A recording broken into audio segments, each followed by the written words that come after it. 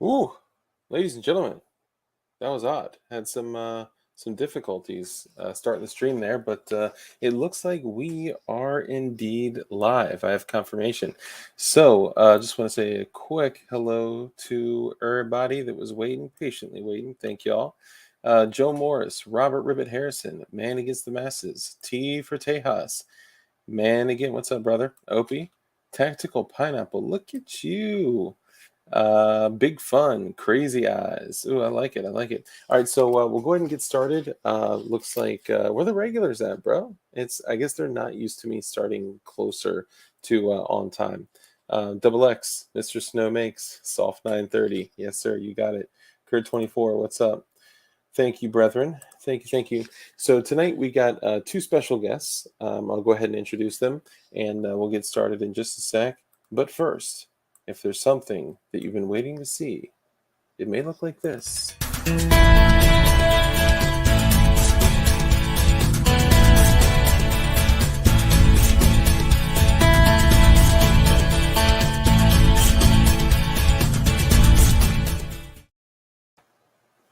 Oh, sorry. So, the first guest of the evening I'll introduce is Mr. Babyface P. Hey, What's up, brother? how's it Welcome. going? Oh, it's going very well. Just glad to be here and glad to not be in the middle of a nuclear fallout situation. Yeah, don't speak too soon. It could always happen. You never know. Yeah, you never know. We might still happen. Yeah. Good evening, Judas Priest 666. That's not suspect. Your username doesn't slightly bother me. I just want to say that. GM fan, what's up? Chamber Defense. We got some new folks out here. Crazy Heathen, Mr. Bullshiter. Hello. And our guest Segundo. What's up, Bob? Mr. Tactical Pineapple himself. Hey! Yeah, What what's up? What up? What up? Not much, man. I'm just chilling, hanging out. It's what I do. Hell yeah, man. I am very grateful to have both of you here. We have two very philosophical, Oh God. Don't set it up like that. intelligent, historical It's getting scholars. worse. It's getting worse. I don't know. Confirmed constitutional scholars. I wish. I'm just kidding. Yeah, me too, man. I need more beer. This is not working for me. must play Escape from Tarkov. If Tarkov, if there was one document that I could study and enjoy, it'd be the Constitution, the Bill of Rights, the Federalist Papers, which is more than one document. So we're already off to a bad start. Miss Tactical Pineapple live last night. Maybe Hospital will slow down. Yeah, Chamber Defense. Damn. He's a regular on my show. He comes around when I tell him to. Nice, usually he's too busy though because he works at a damn hospital. Yeah, we got a couple of those too. I guess I don't want to put their business out, but yeah, we got a few. Blasting nobody out. I know, right? Like, this gentleman named John Smith who works at Mercy Hospital, Cook County. He's in emergency room 371. He deals with gunshot victims coming out of Southside Chicago.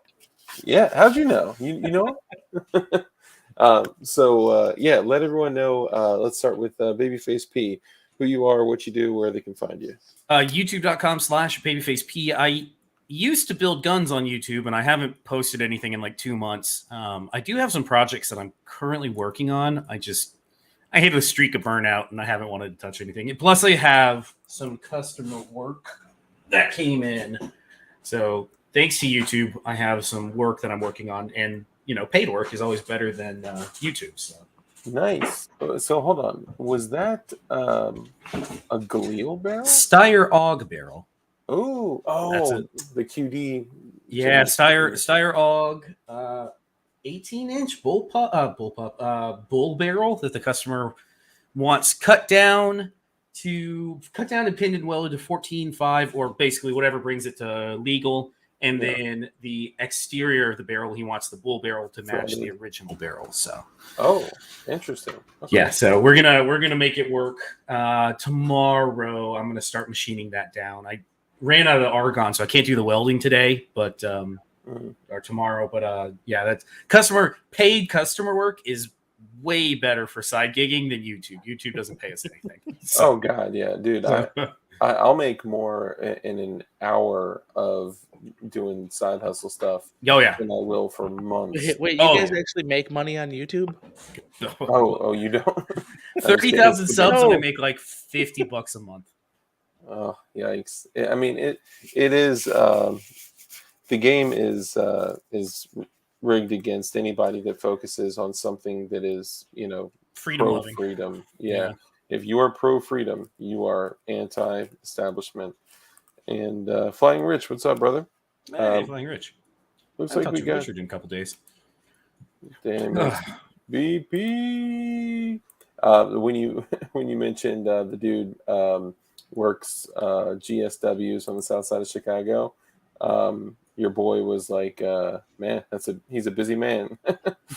I bet. Yeah, yeah. Gunshot wounds on the south side of Chicago. You are a busy man. You probably got a few co-surgeons. Tactical Pineapple. Let everyone know who you are, what you do, where they can find you. I'm a fucking nobody. I'm on youtube.com/tactical pineapple, but everything can be found at tacticalpineapple.com. It's just the best way because, everything gets deplatformed. I put everything everywhere I can here, Odyssey, Facebook, because why not? It's there. They haven't stopped me yet. They basically make me take down my live streams as soon as they're over, but they haven't stopped me from putting them up. So at least Bro, yet. you can't say that you're a nobody and then give your website. Dude, I'm a nobody. Dude, I literally, you know how much I pay for that website out of my pocket? Like, it's easy. Oh, I do Anybody too. can do it. All my stuff is. Anybody Yeah. can fucking do it. You want to know? You want to know why I don't have a website? Just saying. It's not cheap.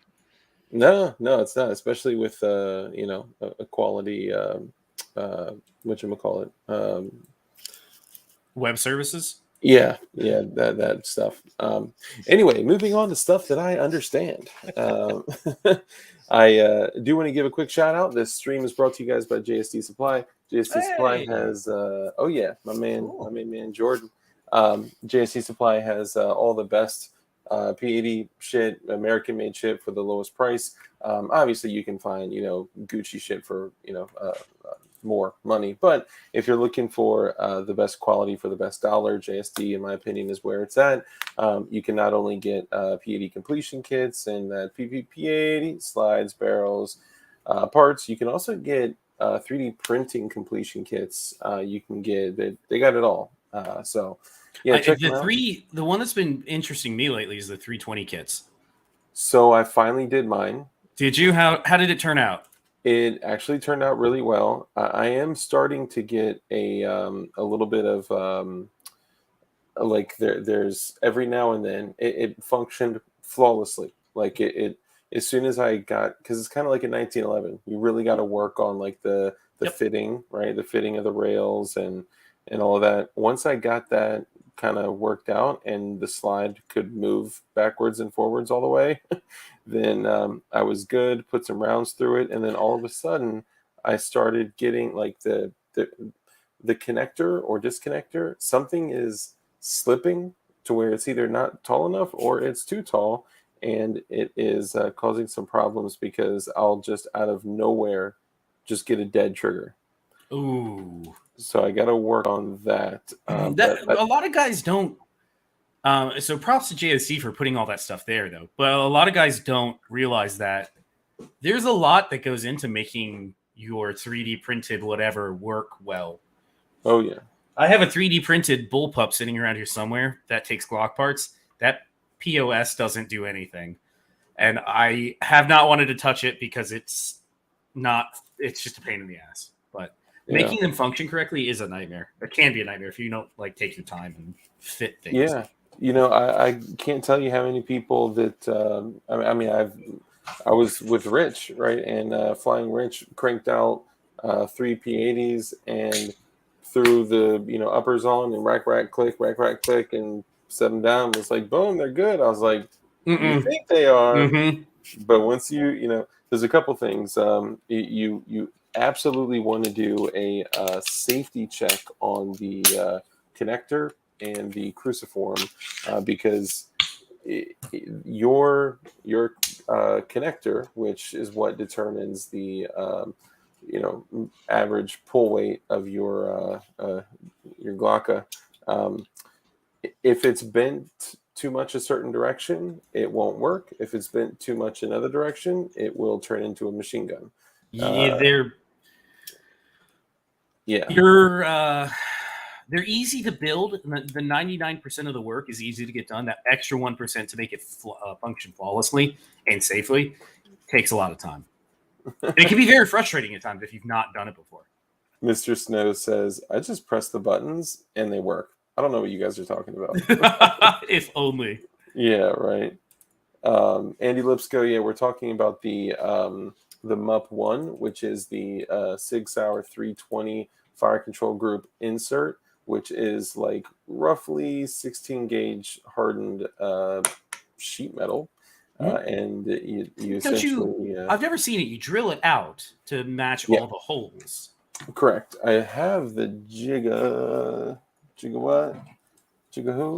So this is the jig. So you take your insert and the rails are protruding up. Yeah, it's you could build 24 out of this thing. Wow. You set it right here and it sits right here. Well, first you take this bended piece right here and then you shape it down and give the rails rabbit ears, right? They really thought that jig out really well, didn't they? Dude, it gets even crazier. So get this. So once both the front and rear have the rabbit ears and they're starting to bend out, and you really got to get that angle right, then you put this on top and then you take a hammer and you beat the piss out of it until you hammer it in. You beat the piss I out would of it. press it personally. You could press it, but some people say that if you use like a hydraulic press, that it could kind of fold over on itself instead of. It depends on how much pressure you're putting on it. I really don't know. But once this is down and the rails are all the way to the side, then they're protruding by that amount. So then you take a cutoff wheel and you cut all four sides off. What I didn't know is the front, this little bevel, whereas the piece that you hammer down with, if GKT11 is out there, hammer down. The part that you hammer down with, you actually cut the front. You kind of give it like, you kind of round it in a way. And that was why my ish was not fitting for the first like hour. And I was like, what is going on? I'm like taking a micrometer to it and like, so you actually need to cut it in that shape right there. Then it'll go right on. Then it's all fitting. The internals are ridiculous. Whoever made that is probably still wondering, like, why? Like, what? Why like that? It's not even control. Like, if you dropped it on the ground, parts would just fly everywhere. Like, the only way to contain it is by putting it inside a 320. The Swedes are similar to the Germans in them overbuilding everything. Yeah. If you've never seen an MP5 trigger housing, I can pull mine apart and show it on camera. Yeah. They're awful. They're awful to work with. I don't think I've actually seen like you're talking about the trigger pack? Yeah, trigger pack. Yeah. They're crazy. Well, I'd have to take some stuff to take it apart, but the Germans and the Swedes are SIG is very similar to HK in that they overdesign a lot of their stuff. End is near beware. Yes, typically what happens is you end up with the trigger kind of canted a little bit if you don't have like perfect holes, and that simple thing right there with just a slight pin angle changes everything. Someone else mentioned something. Farmer James mentioned that you need a jig. Honestly, bro, if you need it, I'm happy to send it out to you. Or maybe I'll talk with JSD and see if we can like raffle one off or something like that. And the End is Near Beware pressed his as well.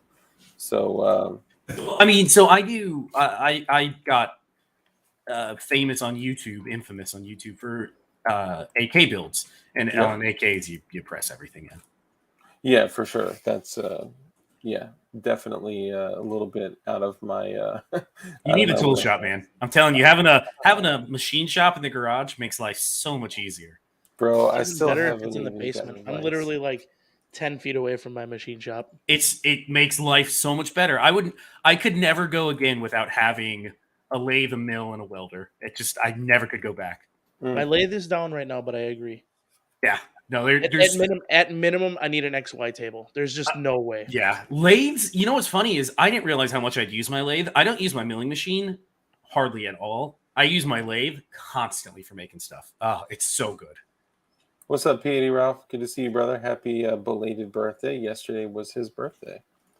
And Mr. Snowmakes says, P08 Luger Extractor is my favorite part ever. Oh God, the if you've never taken down a P08 Luger, those are over-engineered.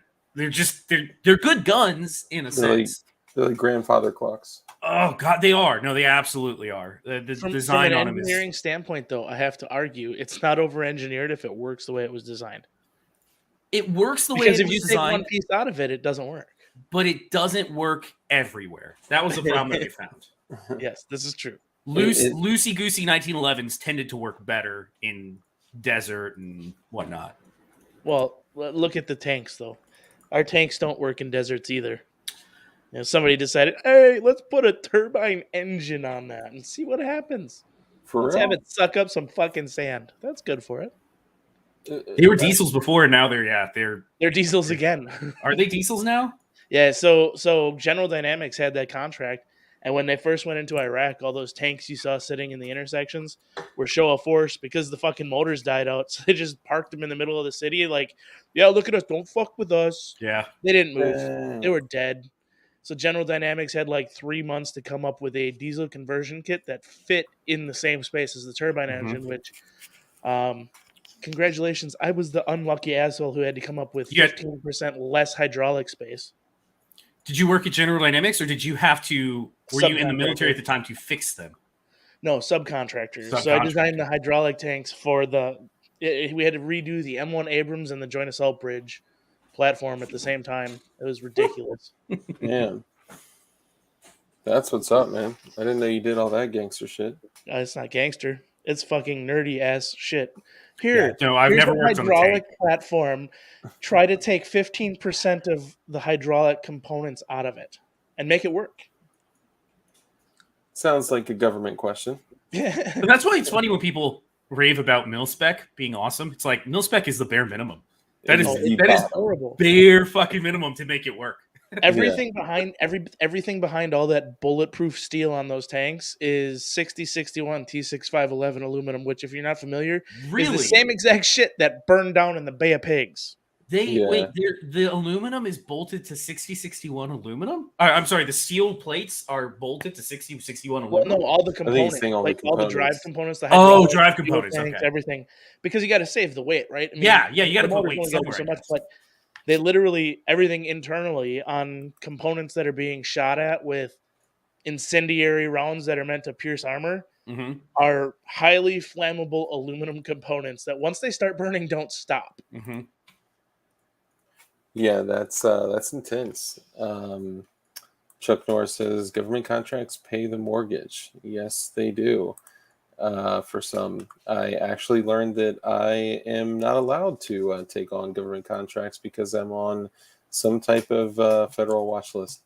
Wait, really? Yeah, literally. It's okay.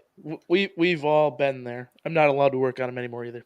Yeah, I guess so. Crump and I were joking around, and I was like, "No, like my personal information, like you can't find it. Even if you did find out who I was, what you find isn't going to be me." And he was like, "Well, you know, I'm an investigative journalist, and I'm going to find you right now." I said, "Okay, go ahead." So he looked me up, and he looked up the information that he found what I wanted him to find, what I would like others to find. And, you know, for anyone thinking like, oh, well, you know, I'll just go there. Like, imagine the people that would be okay with, you know, their address being my pseudo address being just as dangerous as me or worse. So don't do anything stupid, guys. I'm kind of joking, but he said, this is your info, this is your address, this is your car, this is your job, this is all this stuff. And I was like, yeah, sure. Yep, that's it. Yep. And he said, oh, and you're on a federal watch list. I was like, Crump, stop. He's like, no, dead ass, you're on a federal watch list. I see it right here. It's like, dude, stop playing. He said, yeah, it is a federal watch list that bars you from being able to bid on government contracts. But I've never been involved with anything related to government contracts. So where the hell would that come from? Don't know what. Somebody decided they didn't like you and put you on a list. Yeah, right? I wonder. I could ask Krupp to look into me, see what kind of list I'm on. Oh, there's lots of lists out there. You can get put on them for just about anything. Yeah. Yeah, I mean, one Google search. If you make guns on the internet, ask P80 Ralph, you get put on congressional lists. Oh, yeah. Yeah, 3 times. Shane, welcome. You must be either new here or you must know us very well. Freeman, He's the glow boy, just trying to fit in. Oh, nice. That could be. Which you could be a glowy, or you could be a DLD, Delder glowy. Freeman, don't ask permission. The Bureau of Alcohol, Tobacco, Firearms, and Explosives is criminal. Yes. Yes. The answer is yes. We agree. You will not find disapproval of this statement here. Yes. If you're looking for disapproval of that statement, check out Demolition Ranch, one of the number one. Just kidding. So what I was mentioning earlier, and shout out to P80 Ralph, who kind of taught me this. I mention this all the time that like I was the guy that voted for Obama in his first election, right? Like yeah, I know. But did you guys know? Fun fact: he was the sitting president that has killed the most people with drone strikes. Just in general. Oh, that doesn't surprise me at all. I know he used the drones more than anybody. Yeah, I mean the drones were, I believe, the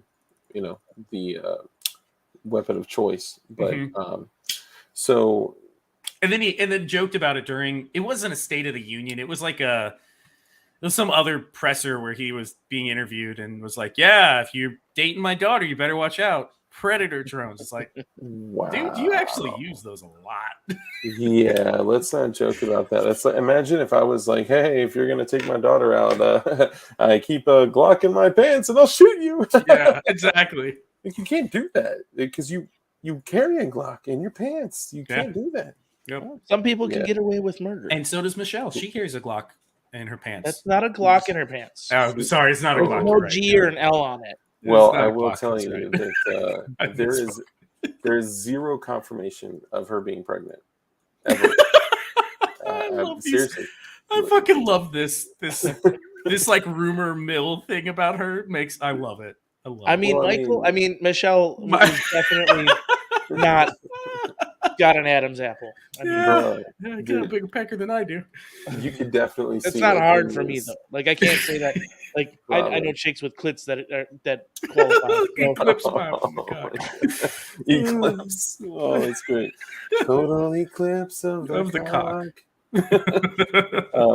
So just to show you guys, this is if you're putting together a P80 and you have all your components in the lower, and of course for any YouTube individual that may be watching, this is not a firearm. It's a blue gun. Yeah, it's a blue gun for training. Yeah. So this is just an armor's tool. So on the connector here. Yeah, on the connector here, you push it to the side, and you see the cruciform pop up, and you hear that positive click. Then you push down on the cruciform, and then you get that disconnection. So push in on the connector, it pops up. Push down on the cruciform, it clicks. Once you know that is a very positive, deliberate action, you're good. I could show you one right now that Well, no, because it's already been completely disassembled for several different reasons. I put it together, and let's just say if I took it to a range, I would be kicked out immediately. It would be a 6+1 mag dump, slam fire style. Completely accidental. It happens. Of course, yeah. And this I fixed a 12 gauge shotgun one time that I was very happy was pinned to only accept 3 rounds after I fucking pulled the trigger. Wow. Was it like a Saiga or something? Or?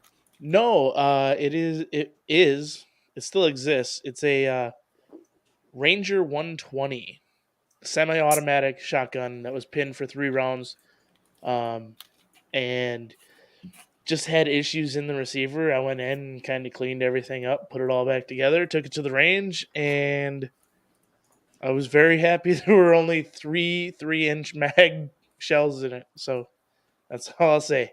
So you did a burst, a semi-auto An burst. uncomfortable semi-auto burst. A very 3-inch uncomfortable semi-auto magnums. burst. Man, just so you guys know, I have a 3-inch SMB. Oh, I actually loaded it in my Serbu. Hold on.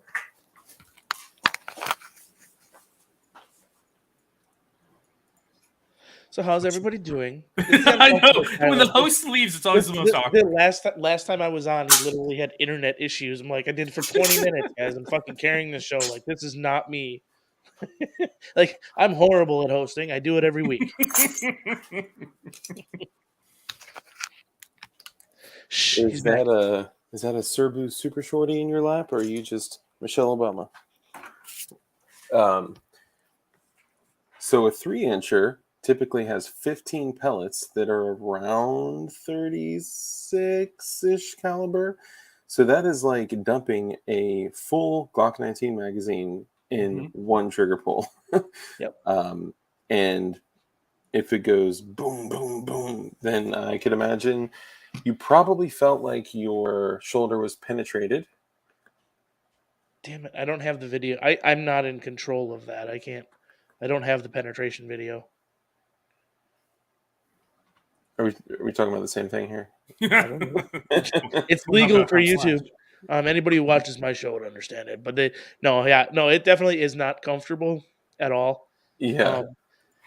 If you're not expecting it. Like, I've shot full auto before, no problem. Like, 50 AE, full auto, uncomfortable as shit, but you're expecting it. It's when you go up there and you're like, I'm just gonna go up there and give her a round. You're oh, what the?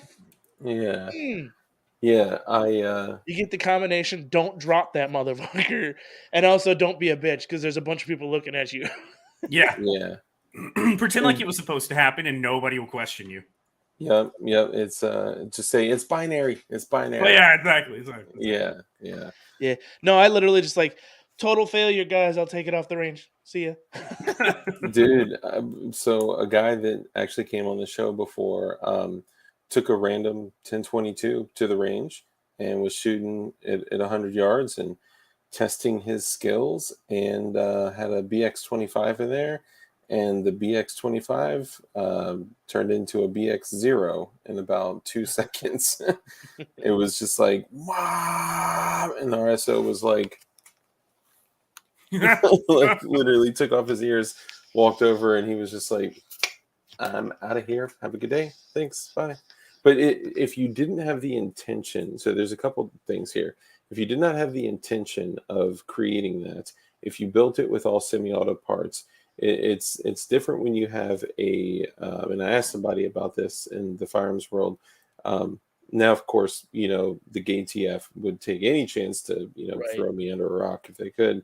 But if you didn't have the intention of building it, if you built it with all semi-auto components and a failure caused a firearm to slam fire or, turn into a machine gun, if you will, which it technically isn't a machine gun because really it would dump the mag without a single function of the trigger. So is it even a firearm? It's an open bolt and your trigger broke. Yeah, right. It's an open bolt and your trigger is the slide release. Yeah. It's just actually I could work with that. Somebody, it's still a problem, but yeah, for sure. no, I mean, Somebody make a anytime I go to bad the lever range for a too, and Glock. it's even with binary, it's like if there's an RSO, it's gonna or there's older people around, you kind of just ask the question like, hey, do you guys mind? We're just it's binary, run a little hot for a minute, just do 1 or 2 mags, be done. You know, um, so for me, most of the time, like if I do that and I have an issue, the RSO is like, dude, what the hell was that? Like, why would you do that? Yeah, Dude, it was a total accident. Like, we're not gonna do that again. yeah. Don't worry, I this one's don't. coming off the block. I hate to flaunt my stuff here, but I got a friend with a range in his backyard, so I don't go public ranges anymore. I'm too good for that nowadays.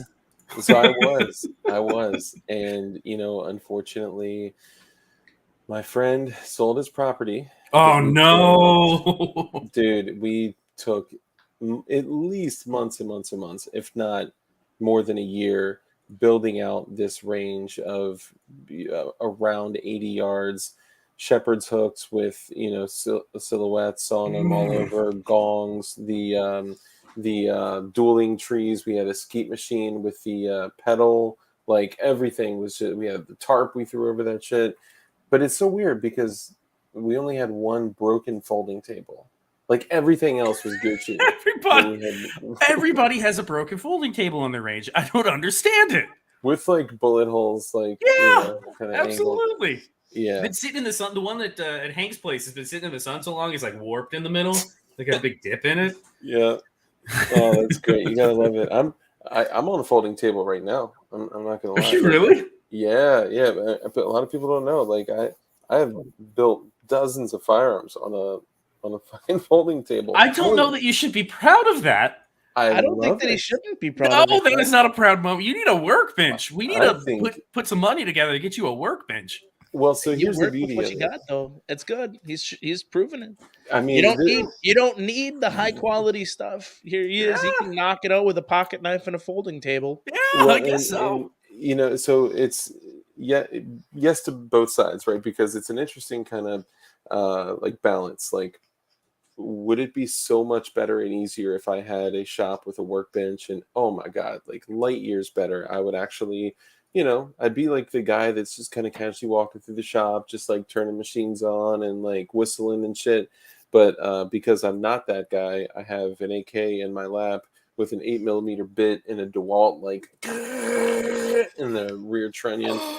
Yeah. You're the guy that I get comments from on YouTube that are like, well, how do I do this at home? You're showing how to do this on a machine shop. How do I do this in my garage? And I'm like, listen, I piss with the cock God gave me. I don't pretend any different. I got this machine shop. I'm going to use it. You can use Yeah. a hand drill if you really want. Oh yeah, dude. I definitely understand the limitations, right? Like the 320, that thing, you are drilling through solid hardened steel. Yes, yes. And I did it with no vise, with no drill press. It was hand drill and cutting oil, which I didn't even use cutting oil. I used Aegis gun lube, which by the way, if you guys go to Aegis and use code DARK, you save 15%. I get nothing. You guys get stuff. I don't get stuff for that. But the cool thing is that, like, I guess I see it like this. I find it kind of in a way funny, but also cool that I could build with so little extra frills. Of course, I wish I put more investment into those kinds of things, and I will at some point. Yeah, so we'll get there. It's worth it. I can tell you, having one, you'll never go back. Once you start getting tooling, that's why a lot of people will ask, like, what did this cost? And it's like, well, an AK runs me X and X amount of dollars versus if I factor in the tooling, and tooling obviously is going to add a lot to that, but it's worth having it. You will never regret having the right tool at the right time. My tools have stepped up like over the years. Like I say, over the last like 10, 12 years, it's been like a slow like process of like grabbing tools here and there, and Good it's on you, man. It's worth it. Yeah, but it's all like hand tools and what's up, gun doctor? Hand tools and It's the way to do it, though. Build it up slow. Yeah, Mhm. man. You also Um, got to that's the look at thing it is, from the other side. All the guys with the machine shops that aren't going to be able to run them when shit goes south, you're the guy they're going to come to because you know how to complete it with a fucking Boy Scout yeah, knife and a yeah. When key. the power's out, yeah, for real. Yeah, when y'all will be like running generators to get your drill press working out there, and I'll be How do you get your sitting drill here bit with to bite on that round surface? Oh, I use a little acetone on a Q-tip and it eats the plastic away a little bit first. see, yeah, I got a jug of acetone right here. No, so I think what I would do is those egg beaters, like you crank it and it like yeah. beats. I would They convert had one of drills those to back a in the screwdriver. back way back when they had drills like that. That's Yeah. actually a hand. I have Yeah, like several of those. They work yeah. extremely well. Okay, so I'm glad that you said that because I want to do a challenge. So I don't know if you guys have caught any of my Instagram stuff recently, but it was actually the first one was taken down by Instagram and deleted. I did a P80 with just the tools provided by P80 and a razor blade and a rotary tool, nothing else. Oh, And I wanted I to could do show that. people. Yeah, I think Yeah, both you guys could honestly. yeah. Can I switch the razor blade for my pocket knife? It's sharper and it has more It's a little control. sharper. Hey, you know what? Here's what I'll tell you. Grab the clippers that an Ender 3 comes with, and you can shoot right through those tabs, man. Well, I can But I can do but it with why do I can that? do it with the pocket knife. That's good enough. So funny enough, pocket knives actually do work better because it's more mass, Mhm. and it just so this it's kind of open, so I'm not going to show it, but it's one of those X-Acto knife kits that has like 40 different like blades in it and stuff, Mhm. and I've just used those almost exclusively to cut through the tabs and to shave them down, and I go through. I had a gang of people in there till like 2:30 in the morning, just watching. Like, oh my god, like this is great info because one day, whether you want to, choose to, have to, you know, having that information to build it manually without anything else is valuable. And then right after that moment, um, Got hit the by YouTube, it was by Instagram. Instagram. Yeah, Instagram. So they didn't come out. They didn't say that I violated terms of services. They didn't. Literally, it just malfunctioned. Stream went down, and then it was deleted, and Mhm. we couldn't get it back up. That's how they So, do it, would seem. yep. And then, so naturally, knowing me, 2 days later, I came back and I was like, "Hey guys, so here's another Glock 26," and I literally did it all over again, and it's still up there. And Nice. now I got another 19, a blue titanium 19. So I'm going to do that, and I have another. I have a couple more. So yeah, get your 80s built out before the May-June time frame. That'd be a good idea. Yeah, doesn't matter. Don't ask questions. Yeah, Yeah, I don't. or answer. I owe a lot of my engineering prowess to just not asking. That's Just the best way to just learn. do it, and if it's too Just big, do it. just Yeah, shave it down with a knife or yeah. whatever. You know, Make it work. figure it out. That's There's always STL files online. oh yeah, Worst that's case my scenario, I could accidentally drop a link to a three configurated aluminum lower for an AR or something online on accident. mm, Starts as a block, turns into an 80%, turns accidentally into 100%. whoopsies. You can't. The ATF hates to hear this, but you're not stopping the signal. The It's signal way. exists. I mean, there's Yeah, FTP clients everywhere hosting things yeah. the It's way ATF too just late. can't seem to stop. Yep.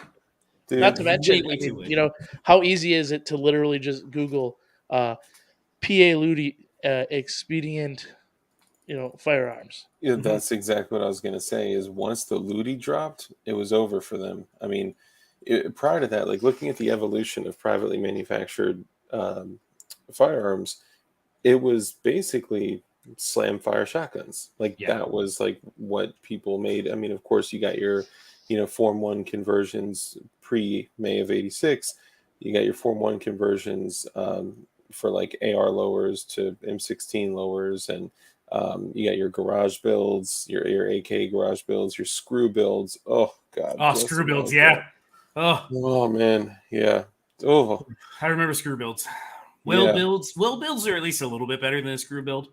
I would take in that order. Like screw build would not be, screw build would be sold quickly, and just like recently, I sold a Glock 17 that I didn't really like, need one, or have any affinity to, and now I'm picking up a 19X on Monday as a result of it. You need to Roland your 19X. That I to me seems like the considered it. ultimate Roland. I So, considered it. so here's another side of all of that. Like all the this shall not stop the signal. Most people don't even realize this, but literally drilling out a 2x4 and hammer, just a hammer and a 2x4 will be enough to end 3 to 5 steppers at your door who are all going to be carrying fully functioning weapons. Yeah, yeah. You Like, don't have to I have the don't need nicest to weapon have to the best win. shit in the world. I just need to make sure I can take out 2 or 3 of you, Yeah, to and then get I your have shit. whatever the fuck you had. Yeah, Yep. Yep. That yeah. that was the whole People don't purpose think of the those Liberator. those through that through. It's like, I don't need 10,000 rounds of ammunition. I just need 3 or 4 max. I need Yep. your ammunition. Exactly. Yes. There's actually funny kind of, it's going in this direction. There's well, I'll bring it there in a minute, but Battlefield pickups. Apparently there's like a white paper somewhere on a like it was a psyop that was just discussed, and like the minutes of the meeting were taken, and this was American psychological operations that were talking about booby trapping cadavers in like a WROL situation. Holy shit! Oh yeah. Yeah, yeah, Well, and the government is known for booby trapping battlefield pickups, though, and they yeah, do it purposely. Specifically, even dating back to Vietnam, you think of a lot of They 7.62 salted ammo. ammunition that was on soldiers yep, and stuff like that. They purposely trapped a lot of that garbage and put rounds that were overpressured, so that way, even an individual picks up your ammo and decides to use it. There's that one mag that everybody knows. You don't touch the one with the green tape on it. And, Hmm. the guy who picks up your shit doesn't know that. He hands it out to his buddies, and the first guy who puts it up to his face loses it. dude, they Yeah, salted ammo actually, was a thing. yep, yep. I can't recall the name of the operation, but somebody out in chat probably will. There was an operation where they actually put HE uh, ammunition behind enemy lines, Hmm. like literally put high explosives like Comp B C4 inside 7.62 by 39 rounds, mixed it in with all the ammo to make them think that their own people were sabotaging them, and then like people were killed as a result of it. I can't think of the Victor Charlie did it in yep. Those HE ammo rounds. Yep, you got it. Every now and then you'll see them because I mean, dude, ammo from all around the world ends up all the way around the world, and you'll see these random YouTube shorts of dudes in like Blowing up. yeah, in the middle of like the desert somewhere, like you know, doing a mag dump for a celebratory wedding, and then their whole shit just ping. Yep. It, yeah. So it could be some type of out of battery detonation, or it could be that they got that shit from the '60s. From what I understand, most of those that you see is salted ammo. Most of the time, you see the guys exploding in the desert or whatever. Yeah, Somebody has salted that ammo, Oh yeah. I could and it believe that. works. Salted ammo works real well. Project Eldest Son. Yep, Eldest Son. That's what it was. Was that Yeah, that was the name of it? yeah, Oh wow. Eldest Son. And man, they got dirty, man. They got dirty. Um, I'm not certain, but I think they may have even turned um, like some like VC dudes to put the ammo with the other ammo. Like, man, psyops is no joke, and I mean, And it works. Psyops work. yeah, That's why we, as gun guys and as conspiracy dudes, believe so many of them. Is because they oh yeah, historically have worked really well. well, There's dude, no reason not to believe it either. Because I mean, if you look back at history, it's like It, It's all a fucking theory until somebody proves it true. It's And it's let's face amazing. it, I'm starting to believe Alex Jones way the fuck more than I am believing anybody Bro. fucking else. He's been right way too many times. Mhm. Marley and I have been listening for a long time now. There's a podcast that we listen to called Last Podcast on the Left.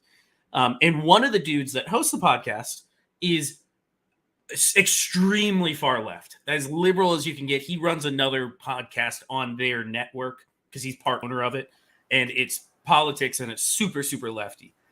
The last 4 episodes they've done, so they do 1 episode a week, has been on MK Ultra.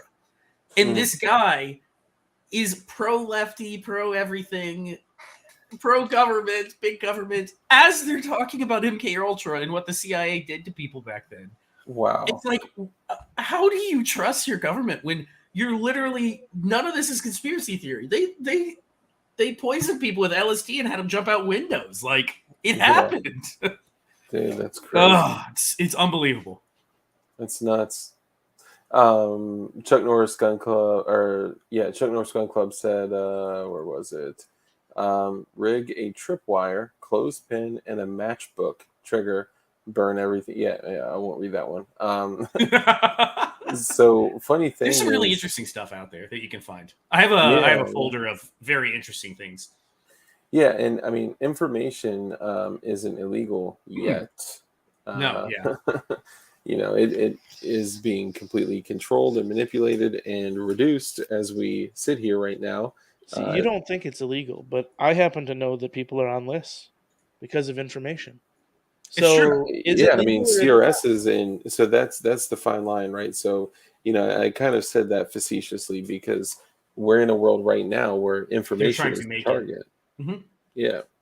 CRS got charged with 8 counts of 8 felonies because of words, and because some may argue more than words, right? But if we break it down, he received money for a sponsorship of an item that at the time was legal. And he just used words on a video, and because he used words, because even though they're saying at the time was legal, it's only illegal based on a determination letter. And this is the problem in general. Like, it's not illegal. This problem is not being taken to the right level in a lot of cases. ATF determination letters don't determine whether something is legal or not. They can't make law. Or process that happens afterwards. Yeah. And our problem, even as a society or even as a group of gun owners, is that we don't stand with people. We accept it. Yeah. Right. Well, they fucked up. They shouldn't have done that. Yeah, the ever living, they shouldn't have done that. Yeah, dude, it's stupid. Look at all the people that are sitting here shitting on CRS, saying like, "Well, he did it to himself, and he never should have done that." I haven't seen hardly anyone. Dude, there are channels. Grind it completely out and put it in a firearm. Let's just say he did. He's completely legit to do that. He has the licensing and the legalities to do it. Yeah, or did.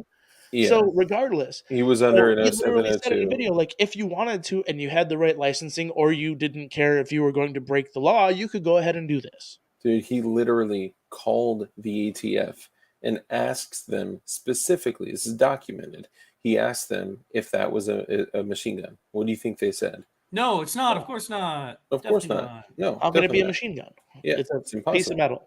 Yeah, and you're right. They are completely circumventing legislation and Congress, and because what they're doing is with their examination letters and determination letters, they are categorizing these things under existing laws. Right? They're saying like this is by our professional opinion, and because we are experts, because the fat D's are experts. I love that theory of, well, the judge is going to side with the ATF because they're technically the experts. It's like, they're not, though. They don't know anything. Right. Yeah. I would like to see 3 of your experts. I'm going to hand all 3 of you a tape measure, and I'm going to ask you to measure this 13.5-inch dimension here. And I want you guys to come up and tell me exactly what it is. By the way, that's calibrated at 13.5 inches. It's proven to be calibrated at 13.5 inches by a metrology lab. I'd like you to measure it for me, please. Yeah. I got 11.5, sir. 12.5. Yeah. Yeah. No, it's not a machine gun until we watch you do it and want to use it. Fuck you dry later. Thanks for the heads up on the info. We needed to fuck you. Yeah, It's the basically. same thing as the Form 1 situation right now, right? It's, Yep. well, that's not illegal. I mean, but now you've proven your intent to turn that perfectly legal product into something that's illegal until we put $200 to You've it. also And because proven of your your intent to intent, do it now legally. it's conspiracy to create an NFA item, and we disapproved it. So now you can Conspiracy contain to those me, materials. We're going to arrest you. conspiracy is one of the funniest legal doctrines out there.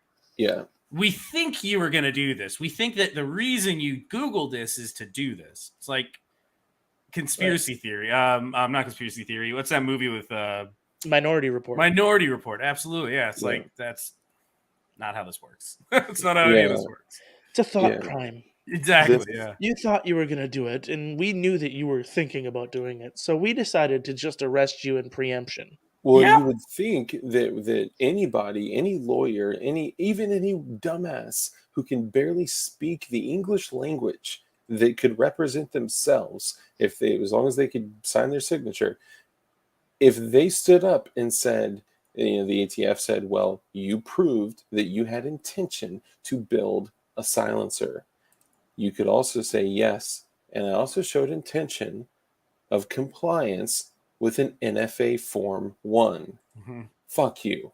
Like, I literally filled out paperwork to do this legally, and you came back and said, well, we didn't approve it yet, so, young man, you're coming with us. Right.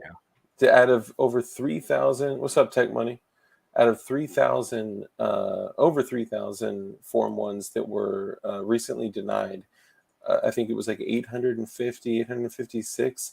Yeah, you can't prove intent. You can't prove conspiracy. You can't prove it's, beyond a Well, reasonable doubt. My it's ass. taking a portion of it and saying we have enough because of this, so we won't talk about that.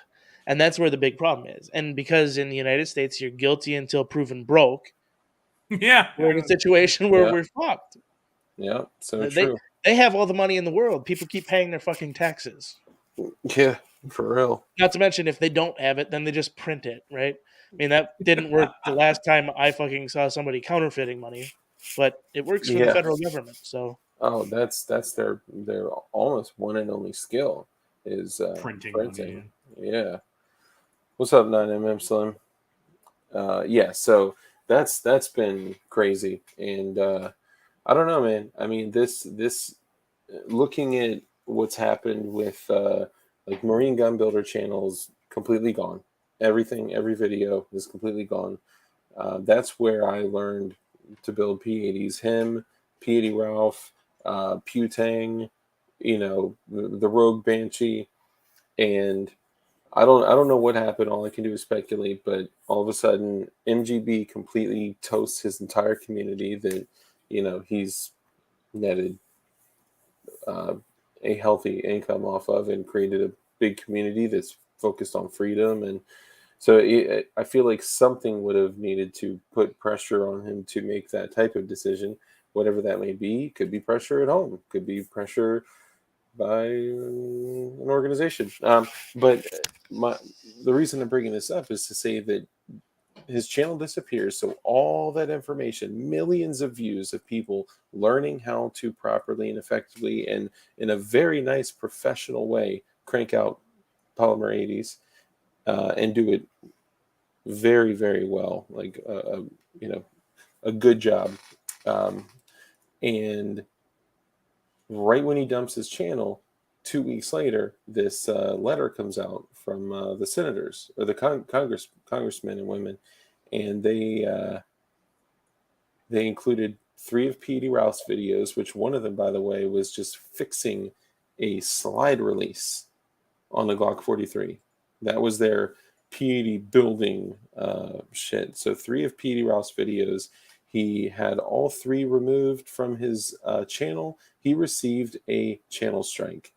Now, he lost his channel. They took his channel from him with 3 strikes when he had 15 or 18,000 subscribers. And now he's literally starting from the ground up. He's already about to surpass me. And he already got 3 videos removed and a strike.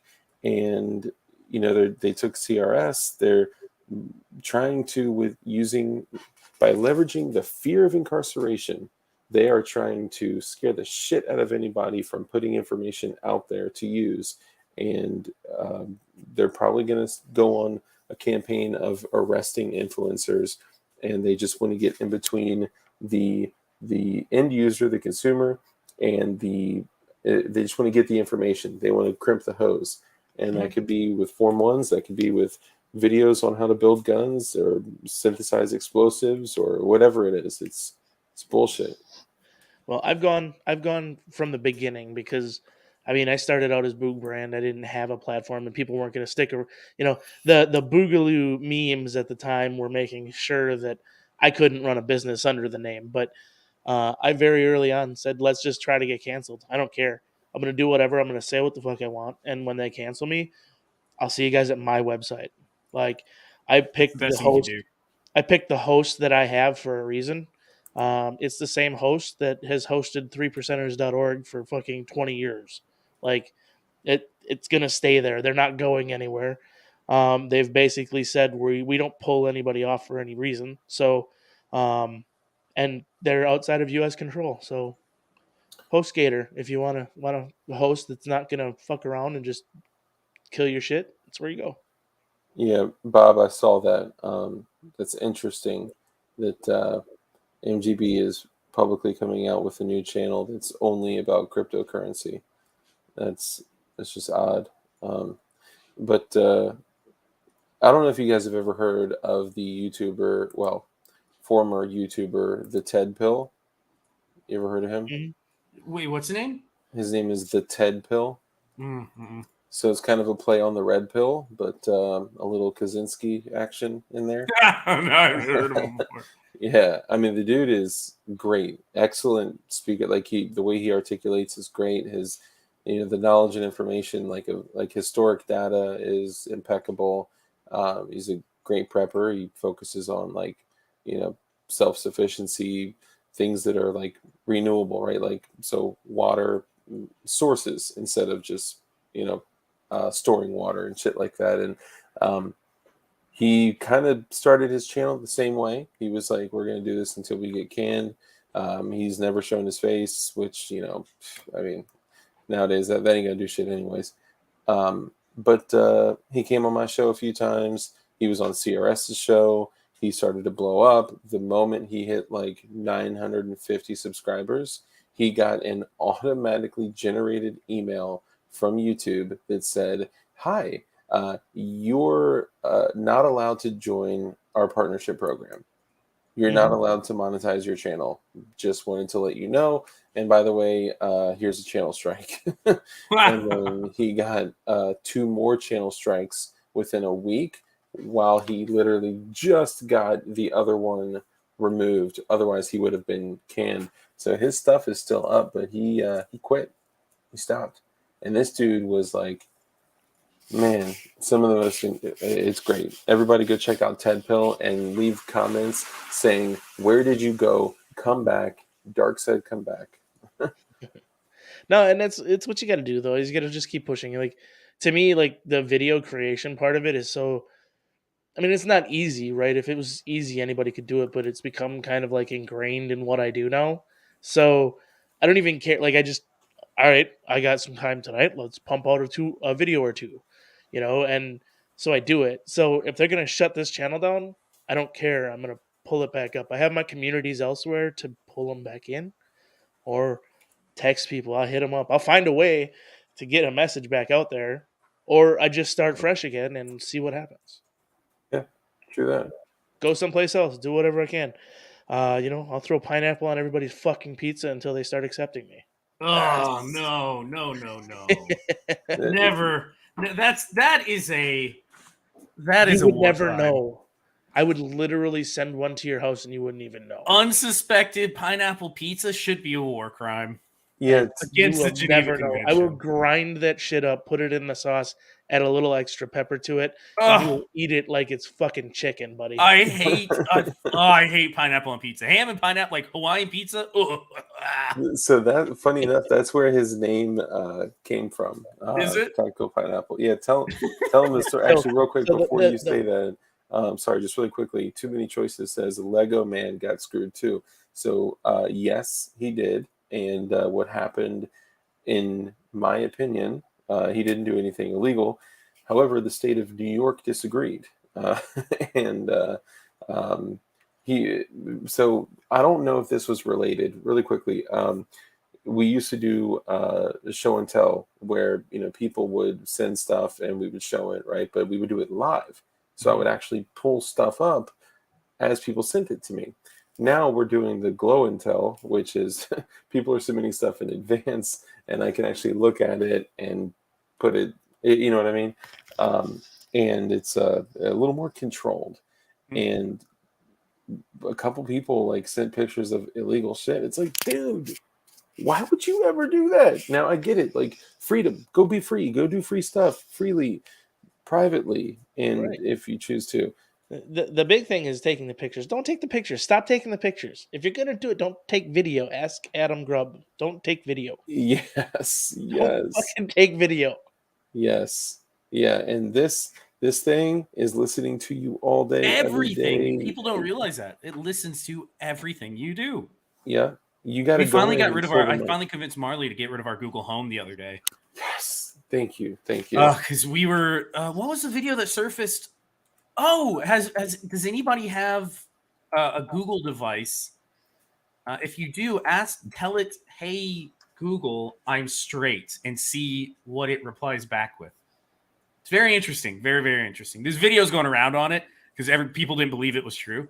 Hold on. Change stuff all the time, though. I mean, it's even like the Amazon, the whatever thing. That Yeah, thing is Alexa. absolutely insane, ridiculous. What it does to you, or what it'll say. Like, ask it about who Jesus Christ is. It is a fictional Oh, character. Yes, yeah, dude. exactly. No. Who is Allah? Allah is the one and only God. What the fuck? Yeah, Dude, I yeah, saw that video. That shit was crazy. yep. But after it got like 400,000 views, all of a sudden It Google changed. didn't say that Now it can be anymore. changed. Yeah, right. So I have this from like before I opened my eyes, and I'm gonna plug it in. And so you said just tell it I'm straight. Hey Google, I'm straight. We'll see Okay. what it does. Okay, Google. Yeah. Or okay, Google, I'm straight. Yeah. Oh God. Okay, hold on. Give me 1 sec. Ask it to sing you a song next. Oh, that song! That song was so effing creepy. Oh my God, it was. I tried to show it to Marley and it wouldn't do it a second time. I had to show her a video of it. I was like, "This is the creepiest shit I have ever seen in my life." Yeah, that was pretty bad. It was not only creepy but cringy as hell. Ugh, so Right. cringy.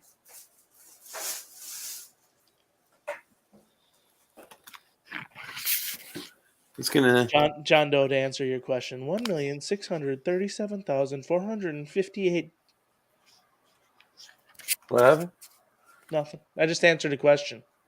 Oh. John Doe asked Google how many genders there are. Oh, yes. Clearly, it's Skynet. It is. So the reason that, and this is when I started to realize what was really going on. This was years ago. I was over at a buddy's house in Florida, and I wish I knew, Babyface P at that point, so I would have stopped by. But I was Florida's a small place, so I was out in South Florida, and we were up late playing video games, and we had our phones on a coffee table, and we were playing Grand Theft Auto. We were playing a mission, and in the mission, you were doing an armed robbery, and we were picking masks. There's a point where you go through and you select which mask you want. And he was like, "Oh, dude, I want to buy this ski mask, which is it's like got the Call of Duty skull on it. So it's a black ski mask, and it has the Call of Duty like Did you ghost try to put that skull order in on it. Amazon or something? So worse, kind of.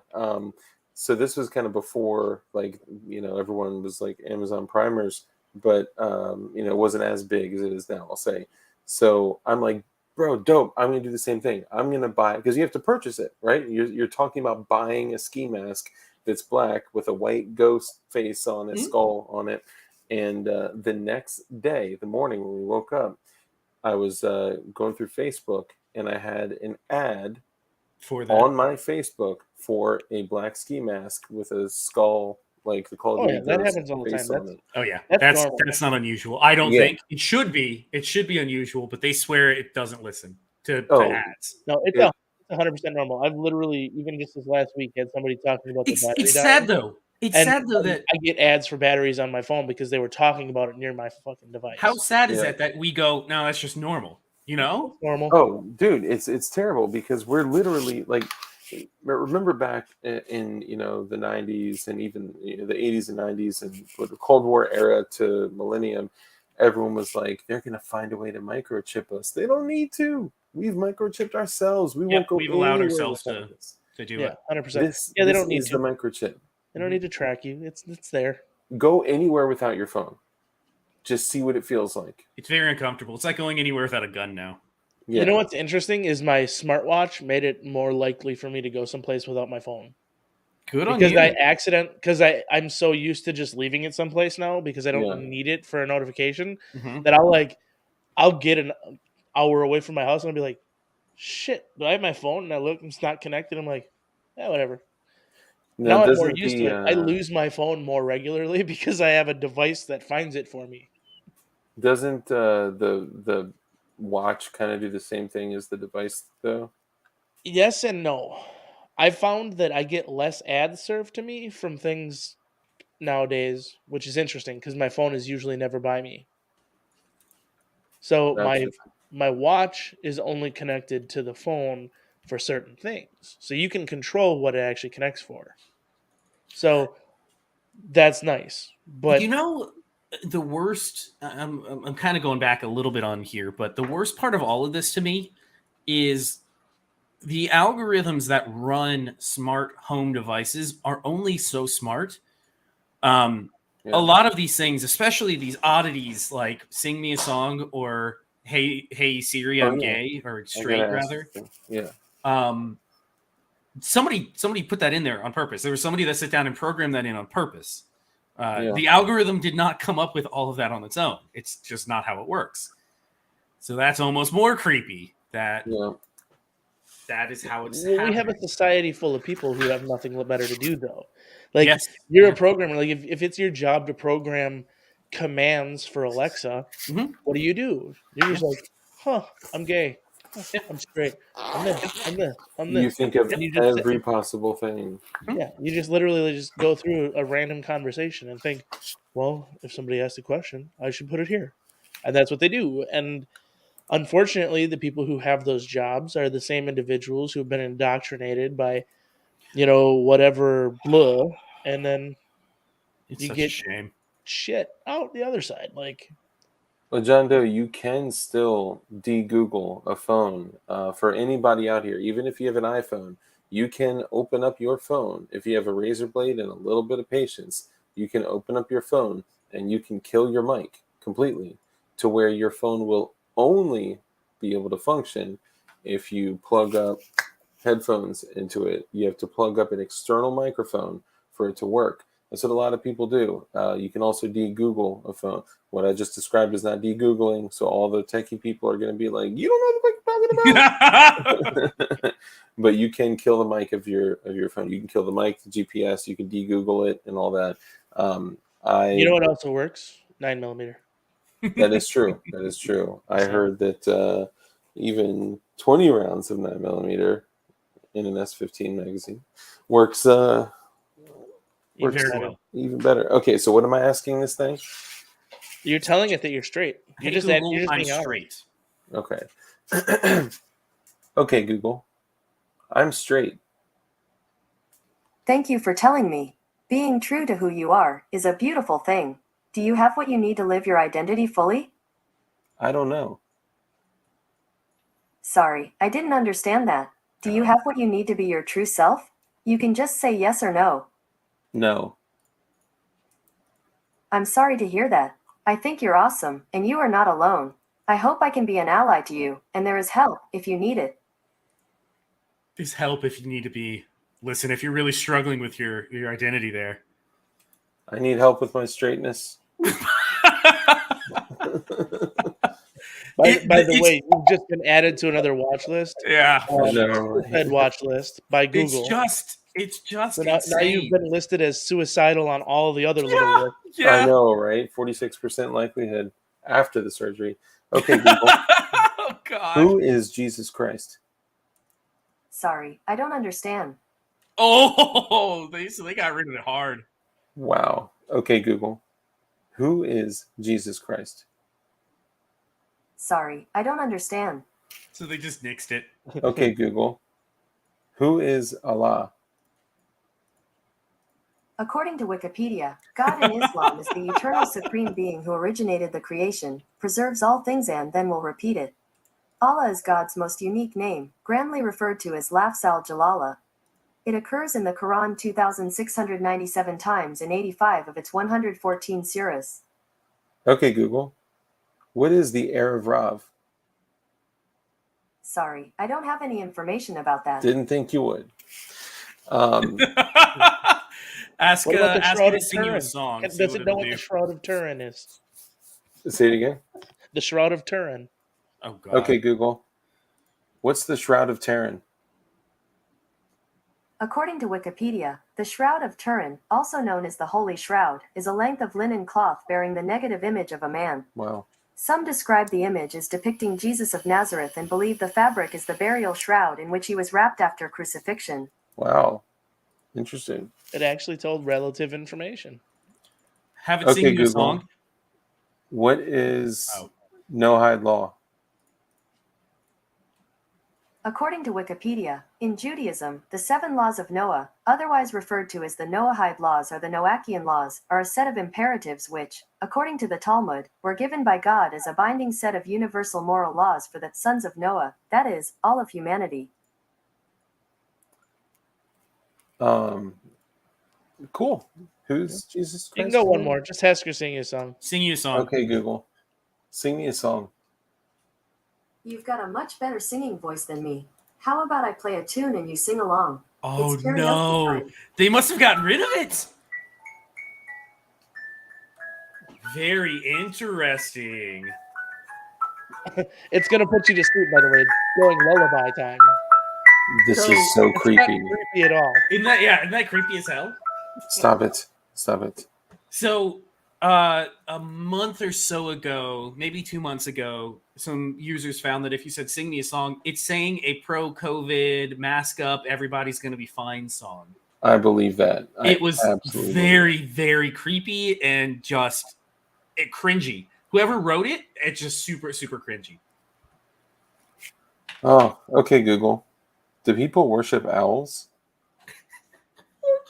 Sorry, I don't have any information about that, but I found really? something else. I'm going to handcuff Do you you want to too. know what an owl represents spiritually? Yes.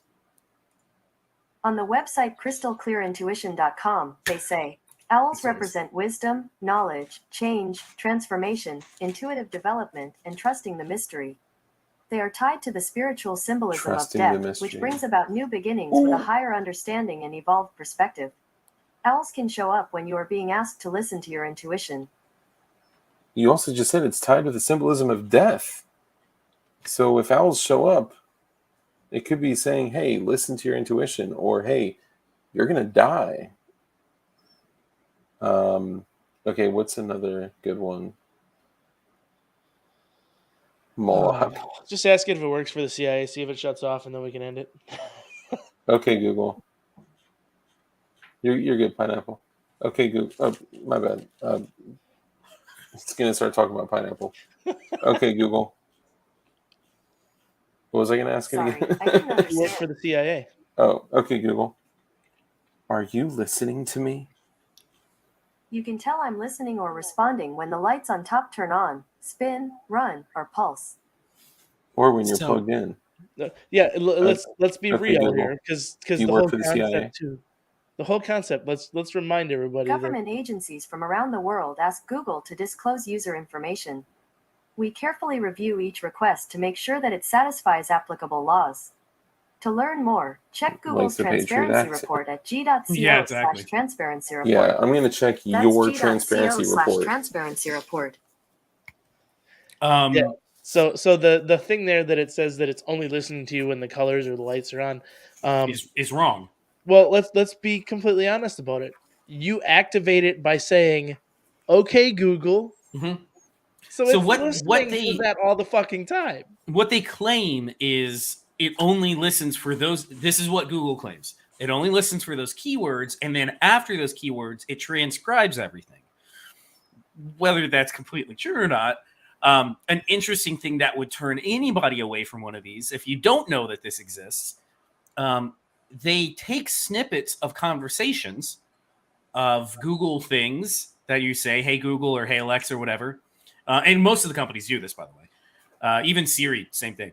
And they offshore that to groups in India who transcribe what was said, and that's supposed to help the algorithm learn what was Right. being said. It enhances the AI.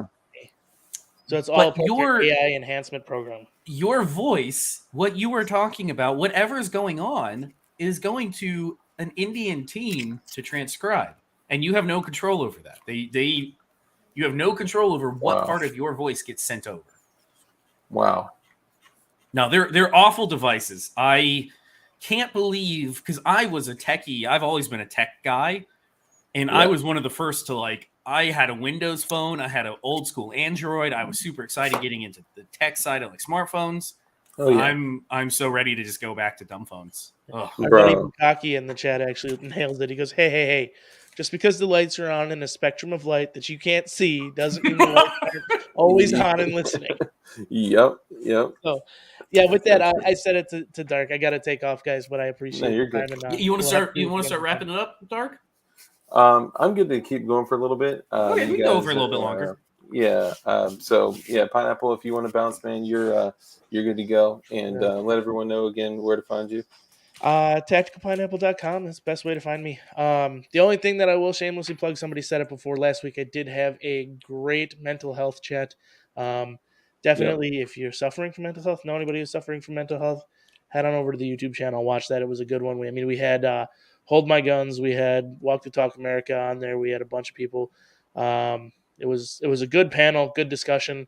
It'll happen again most likely because you can never talk about it enough. So that's the only shameless self-promotion, just because I think it needs to be talked about more often. People in mental health matters. Oh, yeah. So that's you that's have my another one shtick. coming up, right?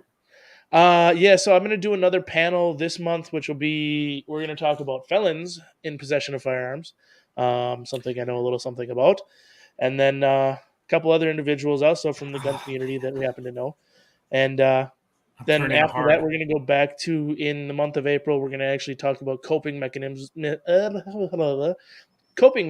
for people who have mental health issues that are diagnosed, and how they train through some of the issues that are caused by medications that you might have to take, SSRIs and different things like that. So nice. Just make sure you very clearly state that.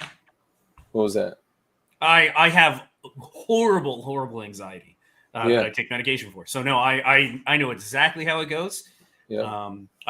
The thing that I've found is, I guess I have some sort of brain chemistry issue. If I don't take my SSRI, I feel awful. It brings me back to a normal state, but no, it's not fun. There's an illegal thing in the United States that would be really good for you, probably. Yes.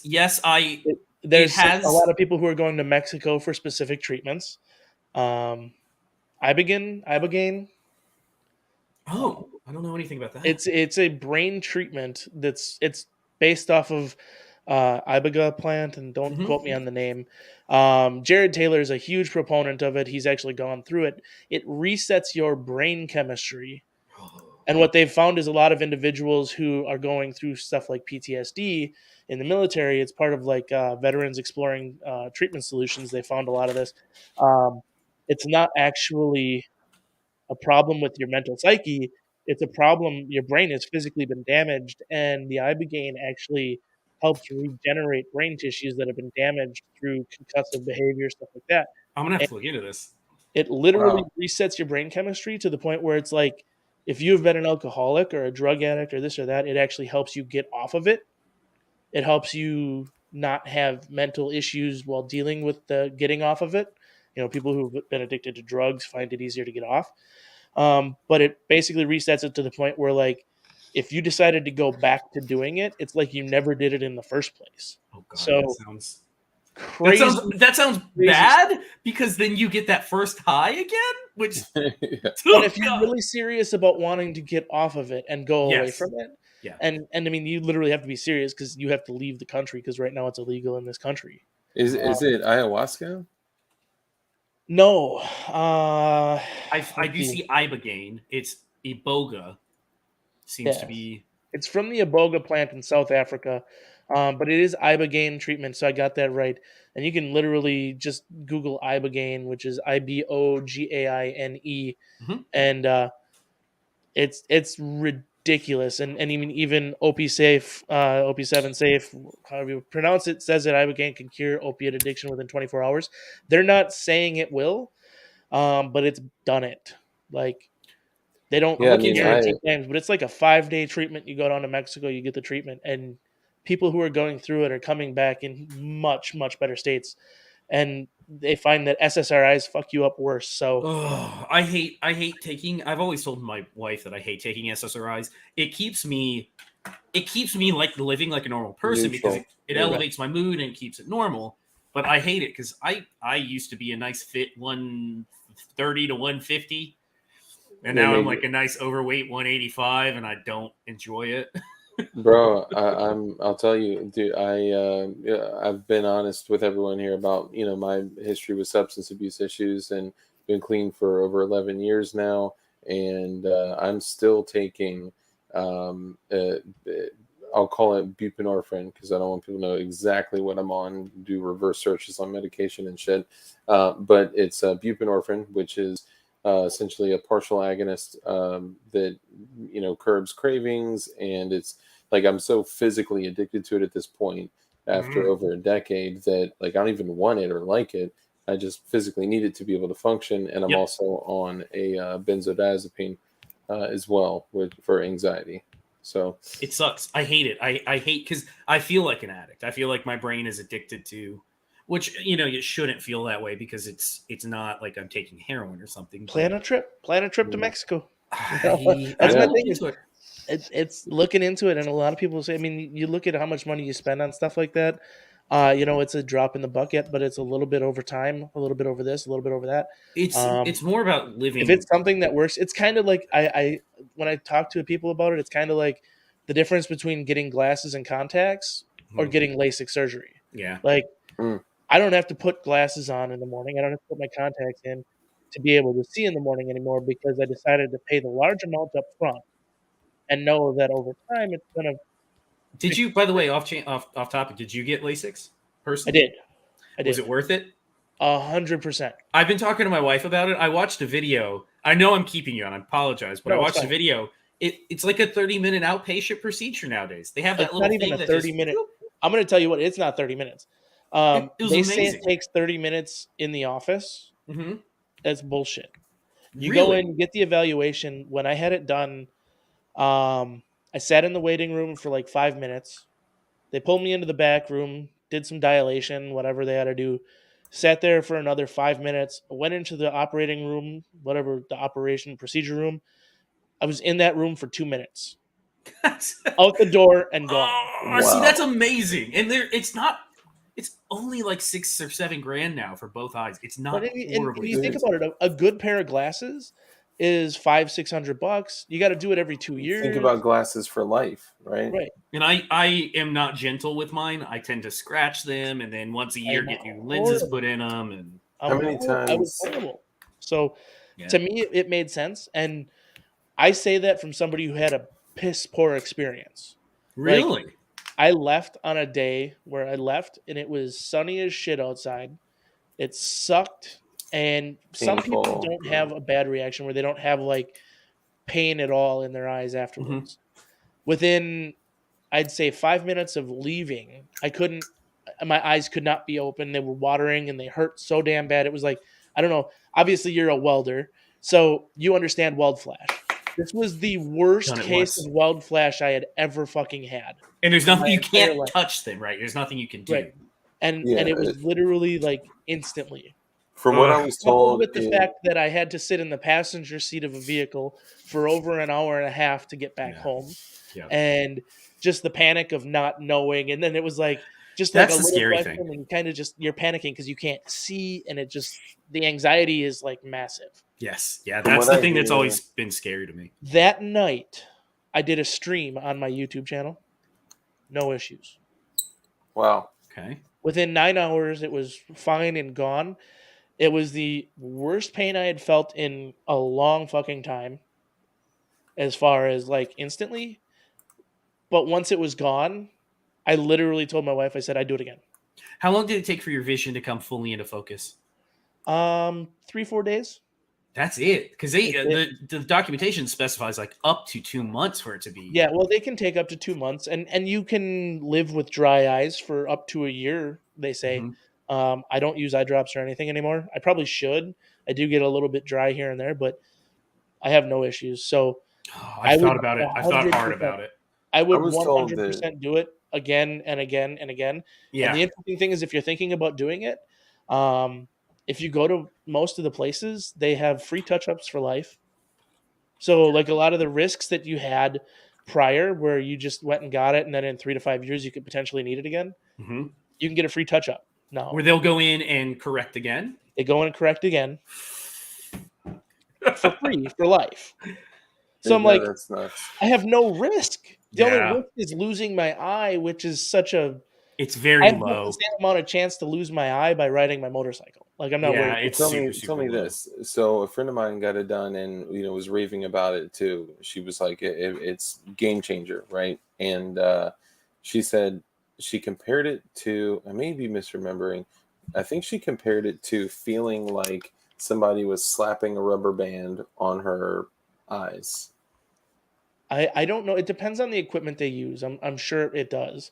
I think they were Um, using a rubber band on her eyes. For me, literally, what they did, they had this press that came down, and it was like, this is gonna get close to your eye. You're gonna feel it. You're gonna feel some pressure, and it was some pressure.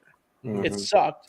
They're like, don't move once you start feeling the pressure, which makes you nervous. But it's like they're literally in there for like a half a second. Mhm. It feels like longer, but it's like, okay, we're done. Okay, Yep. wait, you're done. Yeah, we're done. Like we opened it up, we flipped it, we flapped it, we did our thing, and we put you It's back in place. amazing. I Yeah. sat and watched. I watched the actual surgery a week ago on a YouTube video, and I was like, "Holy shit! This seems so Yeah. like this is something I would do. This is not something I'd be afraid of doing." And Oh, yeah. I would also say check with your regular insurance company. Vision Okay. insurance very rarely covers anything. Yeah. But if you check with your regular insurance company, a lot of them have contracts with these bigger companies to drive them business. Mm. So you get like $1,000 discount per eye. Okay, you're really pushing me because I talked to my Marley about it less than a week ago, and I was like, "Would you be willing to let me go do this?" And she was like, "Yeah, absolutely. If you think you would like it, Hold on, what I were would you love gonna to not say? have contacts or glasses anymore. It'd be amazing." You said you talked to and then you said Marley. Oh, Marley, my wife. Okay, so you guys are married. Okay. Yeah. We've been married. He's got to update your file. 2.5 years. We've been Yeah, married 2.5 years. 2.5. Got to update your file. Yeah. Where'd you guys get married? Yeah, Oh, exactly. I gotta call my station chief. I'm just kidding. All right, guys. I All do right, have to jump Pineapple. off though, but yeah, definitely take a look at it. It's Yeah. 100% game changer. The first morning you wake up and you don't have to put something on your eyes to see, it'll trip you. That's the got to fuck be out. incredible. I just It can't will even trip imagine. you out. The best part, I will say this though, the best part, being a gun guy, I had an astigmatism. That's me. All of Yeah. my red dots are all blurry. Always. They Yeah. corrected it. What? So you see an actual circle? I have a dot. What? Ah! There's A no dot? blooming Bro. onion in my red dot anymore. The my Dude, I got EOTechs a all have comment. an EOTech with an EOTech over the shadowed EOTech out to the side because of my Yep. astigmatism. All mine look You like know which one to shoot at because of the astigmatism, and what you Yeah. figured out. But yeah, no, I didn't even have that. Mine were both perfectly in couldn't- line. I So couldn't it's have just this imagined. blooming onion. Yeah. But it's like my engineering guy is like, okay, I have to be at this percentage of it, and that's where I'm going to hit it. Yeah. No, Yeah. red dots for me are like a smush to the top. Yeah. They kind of smush outwards a little bit. Yeah, mine were right over, and it was like a firework. I gotta say, it is. I kinda couldn't funny. imagine. Yeah, mine's like a Um, starburst with like a comma. My Mhm. red dot is a large comma. Yeah, Mhm. But so it's funny though they because you were like, can correct into most astigmatisms now too. So Oh, That- fuck me. Yeah. I'm gonna have to go get this done in the That's next couple of crazy. years. it's an amazing thing. They'll tell Yeah. you exactly what they can do and what they can't do. So, Yeah. So we and got to make sure we start a fund for a get. Everybody gets get LASIK. LASIK. you get a LASIK, you get a Yeah. LASIK, you get a Yeah. LASIK. Oh, that'd be amazing. Yeah, no, I got to get it done at some point because not having to wear glasses or contacts with these or change the diopters on them would be awesome. Oh, that'd be Oh. a game changer. Hell yeah. Which, by the way, and Pineapple, I know you got to run, bro. You got kids and stuff like that. So thank you. I appreciate you coming on. Everybody, go to Tactical Pineapple, sub to his channel. He puts out good shit, and he's just authentic. Don't do it unless you want to watch. You know, I don't care. Yeah, I'm happy with my crew.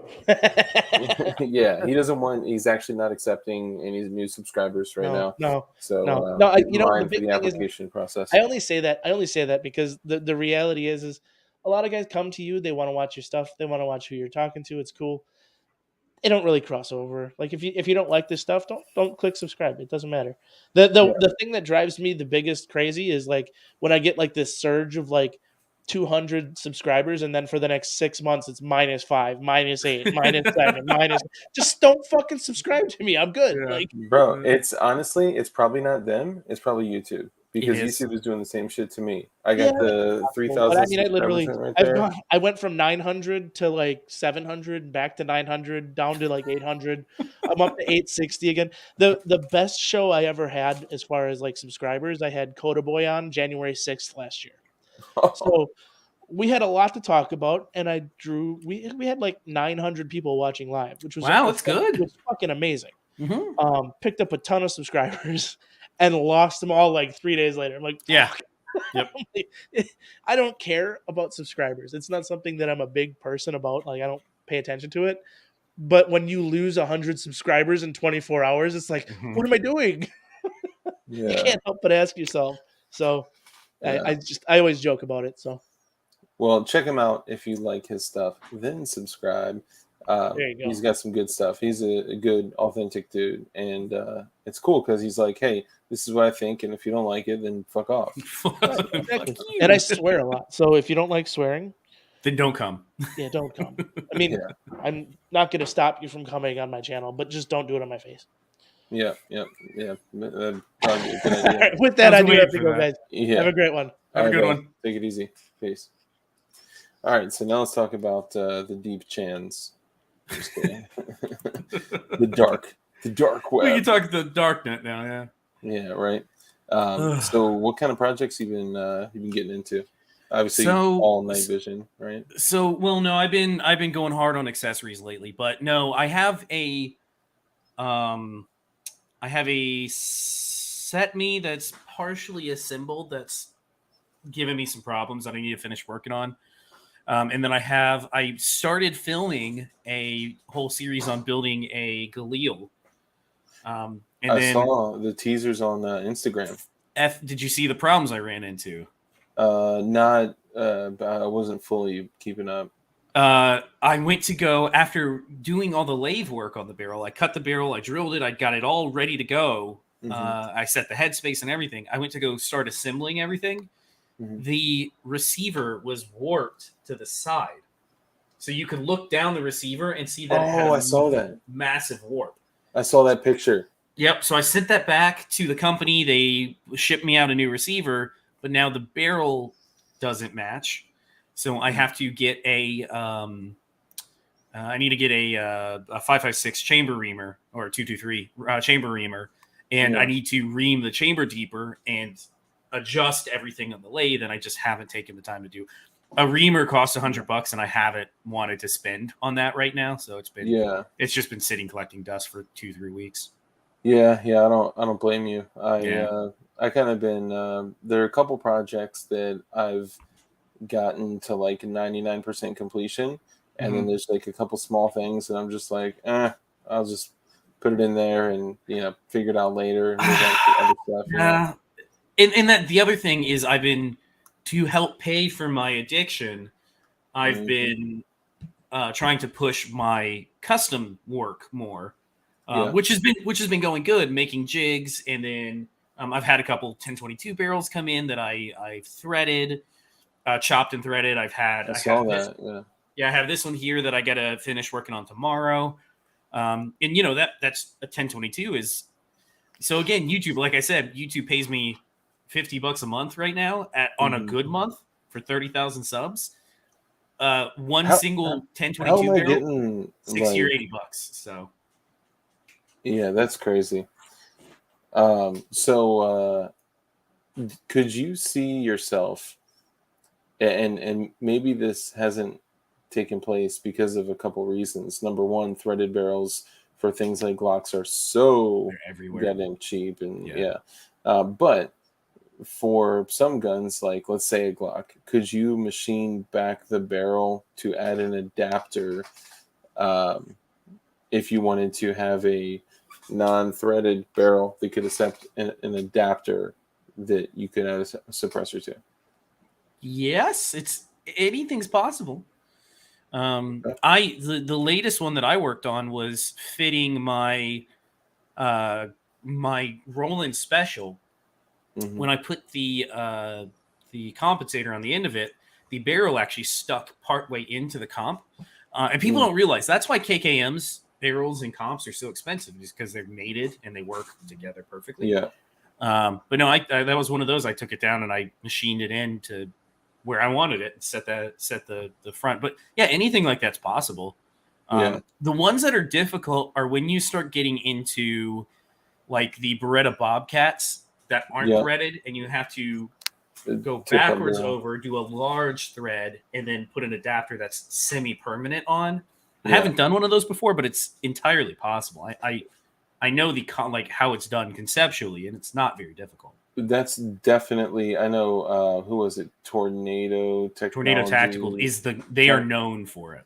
Yeah, that's a company that's done what looks to be a pretty good job. I don't know what it is. My Instagram is blowing up. So because I mentioned building P80s on Instagram, check me out, DLD After Dark on Instagram. Thank you guys. I just broke 800 followers. Thank you. I think you are higher than me. Really? Yeah, I don't push my Instagram very heavily. Yeah, I hadn't been, up until recently. I've just been mentioning on stream, like, hey, I want to focus more on Instagram because I got 934. You're right behind me. Damn, that's crazy. Yeah. So thank you all for the love. I appreciate it. I like to have a backup, right? So like we know that at some point, this channel will be removed, and that's the same. I think I don't know if. Oh, the other thing that got me, I got a strike. I got 2 strikes. So I got my first strike, which is a warning, and then I got an actual strike. It had to go dark for a week. And so that whole thing, I was just like, it kind of just pisses you off. You're like, well, I don't want to fucking do anything. What'd you get a strike for? The video that was making me all of my money on the silencer one. No, the silencer one doesn't make me any money. $0. I thought you got like 2 million. I have almost 4 million views on that, and it has not made me any money. Well, it's limited, right? It's limited, so it makes no money.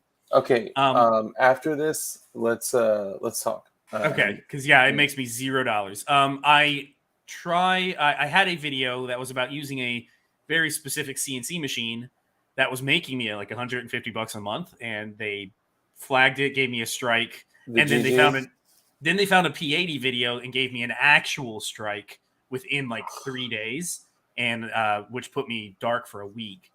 Yeah. So I just haven't messed with it. And I know they do it on purpose. I know they do these things to try to get you like I guarantee they do it to hurt your morale. 100%.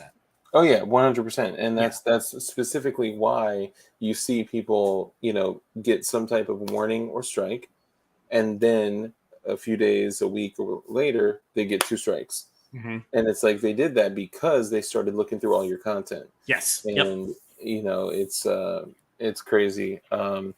Yeah, I know all you guys. I'm not on Odyssey. I am on Locals. I am on Utreon, and everything gets backed up to Utreon. Every single thing that I post on YouTube goes to Utreon. Yeah, same here. Nice. I have not been active on locals. I would like to create a community because it gives us the ability to actually communicate back and forth via video. So if I posted a video and you guys wanted to actually respond with a video or a post or something, like there's a lot more interaction. Do you remember And when I they used to think, have that on YouTube? Do you remember when the response videos were a thing? Did you ever know that back in 2000 No. before 2012, old school YouTube, probably 2008 or so, people could post videos and then you could tag that video, do a video reply, and your reply would show up just above the comment section. That was a thing. Yeah. What? I totally forgot that existed until this very moment. Yeah, you That's could do crazy. literal reply videos, and it would be hosted on the original video section in like a reply video section. Wow. Yep, That's and crazy. they got rid of that pretty quickly because I fucking know. I guarantee I know why. Yeah.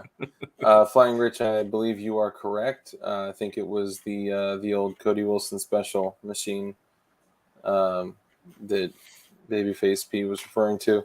Yes, it made me some good money, and they took it down. It is still up if anybody wants to see how they work. It is still up on Utreon. I believe it's still over there. Yeah. But again, for anybody that's listening that doesn't understand or has never met me via the internet, my content isn't necessarily about making money. It would be nice to, but I've always told myself that my content is more of an encyclopedia of knowledge that I want to have out there for a long time coming. So I don't always make money off of everything, but I want everybody to be able to go and take a hammer and sheet steel and make an AK. Like that's more important to me than the money aspect of it. 100%. And I think that's there are very few folks like that, you know. Everybody wants $1. You can't work for less than $1, you know. Yeah, and I mean honestly, like the same thing for you know the channel here. Like, yeah, I would love to be able to create actual income, not like pennies off the channel. But the most important thing is the information, getting the information out. I know a lot of times we'll just do interviews with you know, people, other YouTubers, but the type of information that comes out, I get people all the time that email that, you know, whether they comment or send emails and they're like, dude, you know, this completely opened my eyes to this, and then I was able to do it. Like it's, you know, it's cool, and being able to discuss things like how to safety check a PED Glock, right? Like, you know, 2 girls in 1 cup response videos. That's great. I think that is sort of what happened and why they got rid of that is because people would put it was Rick rolling, but then it got pretty bad. Yeah. But yeah, the knowledge is more important because nobody shares it. Yeah. Gunsmiths, if you were to go to somebody that charges money to do a certain thing and ask them, hey, how do you do this? They're going to be like, fuck off. That's how I make my money. I'm not going to tell you how to do that. It's my bread and butter, which I understand. For me, I have a full-time job, and Marley does too, that makes us enough money. We're not hurting for anything. And I would rather people to go out there and make unserialized firearms because the government does not need to know about any of it. It's none of their business. Yeah. And learn how to do it, learn how to fix their own stuff, you know? And teach others how to do it, yeah. Yeah, that's right. We've been doing this. People don't realize we've been doing this type of thing for hundreds of years. Yeah. Back in the knight days, you would have a squire that would apprentice under you and learn how to be a knight. They would help take care of your armor. They would help sharpen your blade.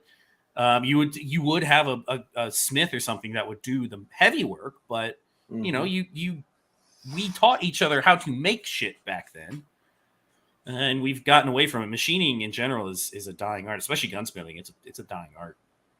Yeah, totally agree. And Technoman, Dark, I get what you're saying, but YouTube is sticking it to us all. Odyssey and Rumble are at least viable alternatives with auto upload features where I plan to show off my artwork.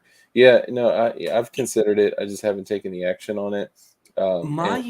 My problem is at this current moment, and if everybody does what I do, then obviously nothing's going to grow, and I get that. But at the current moment, um, the amount of effort that goes into getting my stuff there is outweighed by the 7 views that the video gets. So having it auto back up to something like Utreon is great, because then I don't have to worry about it. It's there. Yeah. But going out of my way and doing all sorts of alt tech just isn't worth it for me at the moment. Yeah, and there are a lot of people like Hoff, for an example, who uploads to every single platform. Like if you look at his shit, on every single video that he posts on his channel, he's got 12 to 14 links of that's insane. That is great. It's just not for me. I don't have the time to do that, unfortunately. Yeah. Now I do think Techno, if you're interested, yeah, I will. Because I mean, I'm the most important thing is that the information is cataloged somewhere. Kind of like Babyface was saying. Yeah. And you know, if when the time comes that the channel gets, you know, nuked and boom, it's gone. Honestly, most of the videos I have on my phone. The streams I don't. Like I've retained almost all my videos, which is killing me in memory. I'm up to like I'm maxed out on my phone, like 240 whatever gigabytes. I've gone through multiple terabyte hard drives for my channel. I have them stored places. Yeah, I finally upgraded to 2 terabytes, which is like, I literally saw the thing that was like at the top, like at the 200, and it was like down here. I'm like, what? Yeah. But that's the cloud though, which is different. You know, all this shit is Skynet, so you know, whatever. It is. But that's the sad part. It is. I know, man. It's, you know, this has been our destiny to accidentally kill ourselves by making our lives better. Yeah.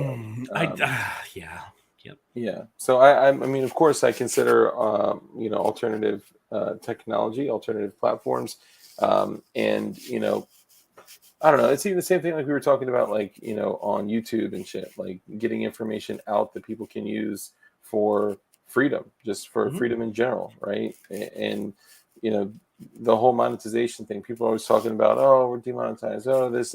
It's not about like the 17 cents that a video is going to get. It's about the fact that you get 400 views instead of 4,000 views, or like that's the main problem. Video. Yeah, they completely take it off of recommended videos, recommended feeds, the auto queue for next videos, and like, you know, I'll go on my alternate channel, and they'll start recommending all of my videos to me, and I'm like, dude, I know what you're doing, okay? You're trying. So real estate agents do this too. When I was in the world of real estate, what they would do is they would, because there's geo tags and shit like that, they would take. So let's say they want a listing really bad, and they're like, okay, I need this listing. I'll sign an agreement, you know, based on like whatever. If it doesn't sell in 30 days, then, you know, it's expired.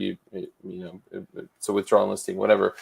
Give me a chance, basically. And they would do it at whatever price. And the agents, to make it appear that their property is being marketed everywhere, they would basically make the client's listing show up, that advertisement show up all over the client's own personal social media. So they're like, whoa, like I'm seeing my house all over my Facebook and my Twitter. Like, it's a game to make you think like, wow, like they're recommending my videos to everyone. They're showing my listing to everyone. No, they're not. They're tricking you to make you think that they are.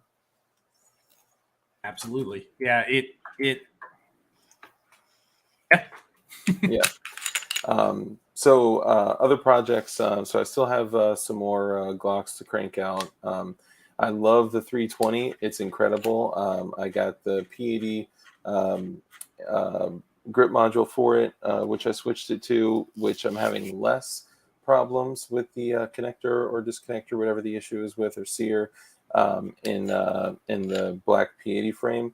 In the factory white SIG 320 frame, which is so sick, I'm having more issues in that. But frustrating. It's so beautiful though. So Mhm. I'll get that fixed. I have a couple of other Glocks that have some issues. I'll get those fixed as well. It's just small stuff. The man JSD with that 43, man, it is so sick. I'm gonna take the 43 slide, put it on my 43X. Like right now, I have a 19 that I carry when I don't carry my 43X, which is rare, but it's a factory frame with a JSD Revelation slide with an RMR footprint, Swamp Fox Justice with the iron sides, with the Swamp Fox Wolverines sights, and all OEM internals, and it runs like a champ. So I'm going to duplicate that in my 43X with the JSD Revelation slide with the RMSC or whatever the compact red dot is, and all that. I had no idea that Jordan had the reach that he did until recently, especially like I figured it out when he bought the group that was giving him trouble for selling there, the Pennsylvania whatever, and he ended up buying it. I had no clue that he had that kind of reach, which is awesome for him. Yeah, and it's allowed him to create other opportunities for Mm-hmm. him and the company. He's actually bought a couple other shows after that. Did he really? I think that's the Yeah, funniest that none of us knew, or unless you were on the inside, you didn't know. yeah, While that whole thing was going down, they were already in the talks to buy that show. yeah. I mean, the moment that they said, "Hey, we don't like your kind," get out of here. He was like, "Really? Okay, all No, right." I think even before that, they had already, from what I had been heard, that what I have been told, rumor is that even before that all started, they Yeah, had already planted the seed of, hey, we want to buy you. We would like to buy the show. he did engage in dialogue with the guy prior Yeah. to that happening. Yeah, and so part of this comes from Jordan is a really intelligent like business mind, and he knows kind of the things to look for to kind of bulletproof your business. And whether you're obviously, for people in chat right now, we got almost 50 people here. You guys either, likely if you're employed, you work at a business, buy stuff at a business, you own a business, you have worked at a business before, like you understand business to some degree, right? So think of it like this. If seasonality, okay, there are some businesses that have seasonality, right? Like whether it be, anything like whatever, you know what I'm saying. So let's say like from November, December, January, February, you're slow, and you're not creating income around those times, or the income is drastically decreased. A good business mind would then go in and say, okay, what can I do to defeat seasonality? And you work around that, going from the outcome that you want, and then work backwards to the daily actionable steps that you can take to achieve whatever business outcome that you desire. But what he did is he said, okay, so the ATF is essentially controlling my income. What they're going to do is they're going to come and they're going to say that 80% receivers, unfinished streams and receivers, whatever, because they know if they said 80s are illegal, okay, check out this brand new 70% receiver. Yeah, You know, yeah. 20%, 10%, 0%. Like, nothing is going to stop us from complying, or what they call working around. And all you guys that are like, don't comply, dark, you're a bootlicker, whatever. I'm talking It's about. easy for the individual to not comply. It's very difficult for the business and or person who is plastered all over the internet to not comply. That's why you see most of us complying, is because we are the faces that are out there. If you're an individual, though, do what the hell you want. None of my business. Yeah. The likelihood of you being targeted is next to, unless you're just stupid and reckless. It's none of my business. I'm not going to tell you to go doing something illegal, but then again, whatever you're doing at your property is none of my business. Yep. And I encourage you to do whatever you want at your property, because it's none of our business. Yeah, exactly. But what he did is he was like, the ATF can come and today say that all the shit, not only the unfinished frames and receivers, but that slides, barrels, strikers, trigger housings, like all that stuff needs to be serialized. So he wanted to find a way to bulletproof his business. And one of the ways to do that was to find something that creates at least the same amount of income that JSC Supply does. Now, with what's going on in the world, JSC Supply has become massive. Like the volume that they're doing is crazy. They're literally shipping like 60% of the unfinished frames and receivers in the United States. It's good for them. That's awesome. Yeah, man, they've grown a lot. But finding a way to kind of bulletproof that business, the gun show was like that step, and then the other gun shows were further steps. So it's an intelligent move on his behalf, and understanding that it's not all about money, especially for Jordan and people like him. He is using his time, energy, effort, money to fight back on our behalf every single day. And I admire that a great deal. So 100%. He's good people. So just really quickly, kind of throw out some projects that we're working on and want to work on, and then we can kind of cut it from there. I will finally fix the Sig 3. Well, you go ahead and tell me what are you working on? I know you got the AUG barrel. Customer work. If anybody out there wants customer work, I can do barrel threads. I can chop and thread, things like that. That's what I've been doing mostly. I do have some people, by the way, if anybody out there is looking to start gunsmithing, there's good opportunities. Let me tell you, I've gotten contact from some larger companies reaching out to me saying, hey, we may send you work because nobody does this type of stuff and we don't have the machinery. Like, we're running CNCs 24/7 to pump stuff out. We can't do these smaller projects. So there is still room for the small at-home gunsmith for anybody who's curious. But yeah, so if anybody wants to reach out to me, I'm more than happy to give you a price on something. Patrick at babyfaceP.com is the easiest way, or if you get me on one of the socials, you can do that. But it's hard for me to put 10 hours into filming and editing and putting something up on YouTube once a week when I can make 10x the same amount of money with just a barrel, have somebody send in a barrel when I do the work for them. So yeah, the only thing it's been difficult because that information is so important. Showing people how to manually thread a barrel and whatnot. If you could find a way to take that customer work and turn it into content, that would be great because it would still get it out. I've not done it yet. I'm just now, I think I'm to the point where I can do that. At first, I didn't want to because I didn't want to.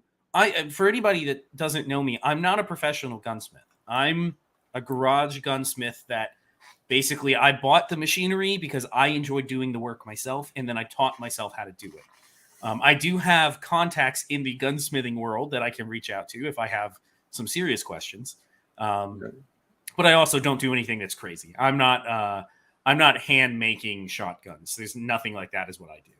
Yeah. But I'm just now, I think, to the point that I would be comfortable showing how it's done and not looking like a fool or doing it incorrectly or something like that. Because I never want to show something that could be dangerous or, I'm doing it incorrectly. This is not really the best way to do it. I always want to at least try to look like I know what I'm doing. Yeah, no, I feel you. I kind of could I? Yes, I heard you ask. Could I? Yeah. I absolutely could. The problem that I have is for me to work on anything, I have to be interested in it. And bespoke shotguns has zero interest in my life. Yeah. So I probably will never do that, though I probably could if I took the time. Yeah, I believe that, and I think some of the things that I've seen you crank out it's pretty impressive. And guys, if you haven't checked him out, check out his channel, check out his Instagram, check all that shit. He's all over the place. So what are you working on? So right now, I need to fix. I think it's a rail height issue that's making the connector slip somehow in the SIG. So I need to fix the SIG 320. It ran when it was firing. It was firing 100% reliably. The ejection was good, but I'm not like in love with it, right? Like it's I don't know. It's odd. It's such a good gun. Like it's It's great, but the 320 is just something that I'm not like, whoa, like I need to start carrying it. I've never been highly impressed with a 320. That's why I don't own one. I've never Yeah. been so impressed with it that I've gone out of my way to buy one because I'm just like, it's okay. I like Glocks. I hate to say it, but I Yep. cut my teeth on Glocks and I shoot them really well, and Mhm. I have Glocks. Same for Berettas. I love a good Beretta. An M9, those things are hella fun to shoot, and I shoot them great. So I have an M9A3. But the 90 the SIGs just have never. I've never found a niche that they fill that I have to have. You know. Yeah. No, I agree. I think that they're cool. It's a cool concept. I wanted to do that mostly because of the challenge, and because everybody was like, "Dark, you can't do that without a vise and a drill press," and it sat there for months. I mean, literally, I used my affiliate money to get an entire SIG 320 kit, and it just sat there for months. Yeah. $1,000 of gun parts. And Parts, shit. Yeah. Yep. That's the other thing is they're not Glocks. You can actually get into a P80 for pretty cheap nowadays. The Yeah. SIGs are still pretty expensive. Yeah, absolutely. I mean, looking at those parts, I mean, they basically JSD kind of copied the Apex trigger. Excuse me, copied the Apex trigger on his kit. So the parts, like the quality is excellent. It's probably the most expensive lower parts kit that you will purchase, not including the fire control group or the MUP one, not including the grip module.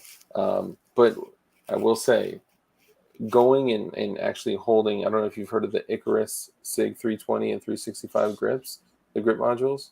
I don't. Yeah, it's made by that one company called. Yes, I know exactly what you're talking about. It's a separate company, right? Yeah, it's. I've looked at their SIG P365. I almost bought one of their 365 grip modules because they look really nice. Dude, so the first thing I noticed, what's up, Shooting Gallery New England? Good to see you, brother.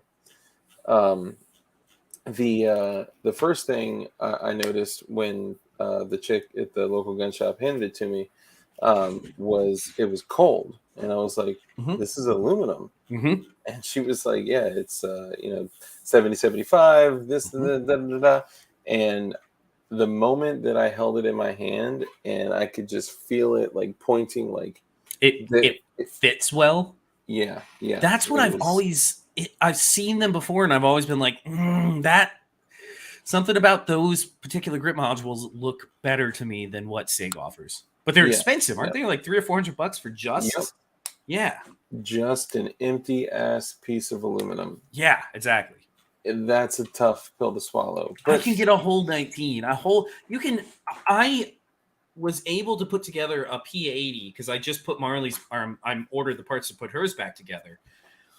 The AIM Surplus had barrels clearanced 2 weeks ago for $40.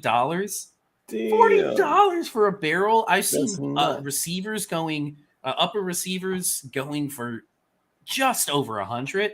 Like, it's really hard for me to go, I want to spend $1,000 on a SIG when I can put a $350 Glock 19 together and they work really well. And it runs, yeah. Interesting thing. In speaking with Ralph and the Rogue Banshee, and I watched their interview after Ralph was featured in the Senate letter, and they started talking about 1911 builds and kind of similar to the SIG 320 build. It's like you really have to go through and do some serious fitting, and fit and finish is really important. And the slide to rail fitment and whatnot.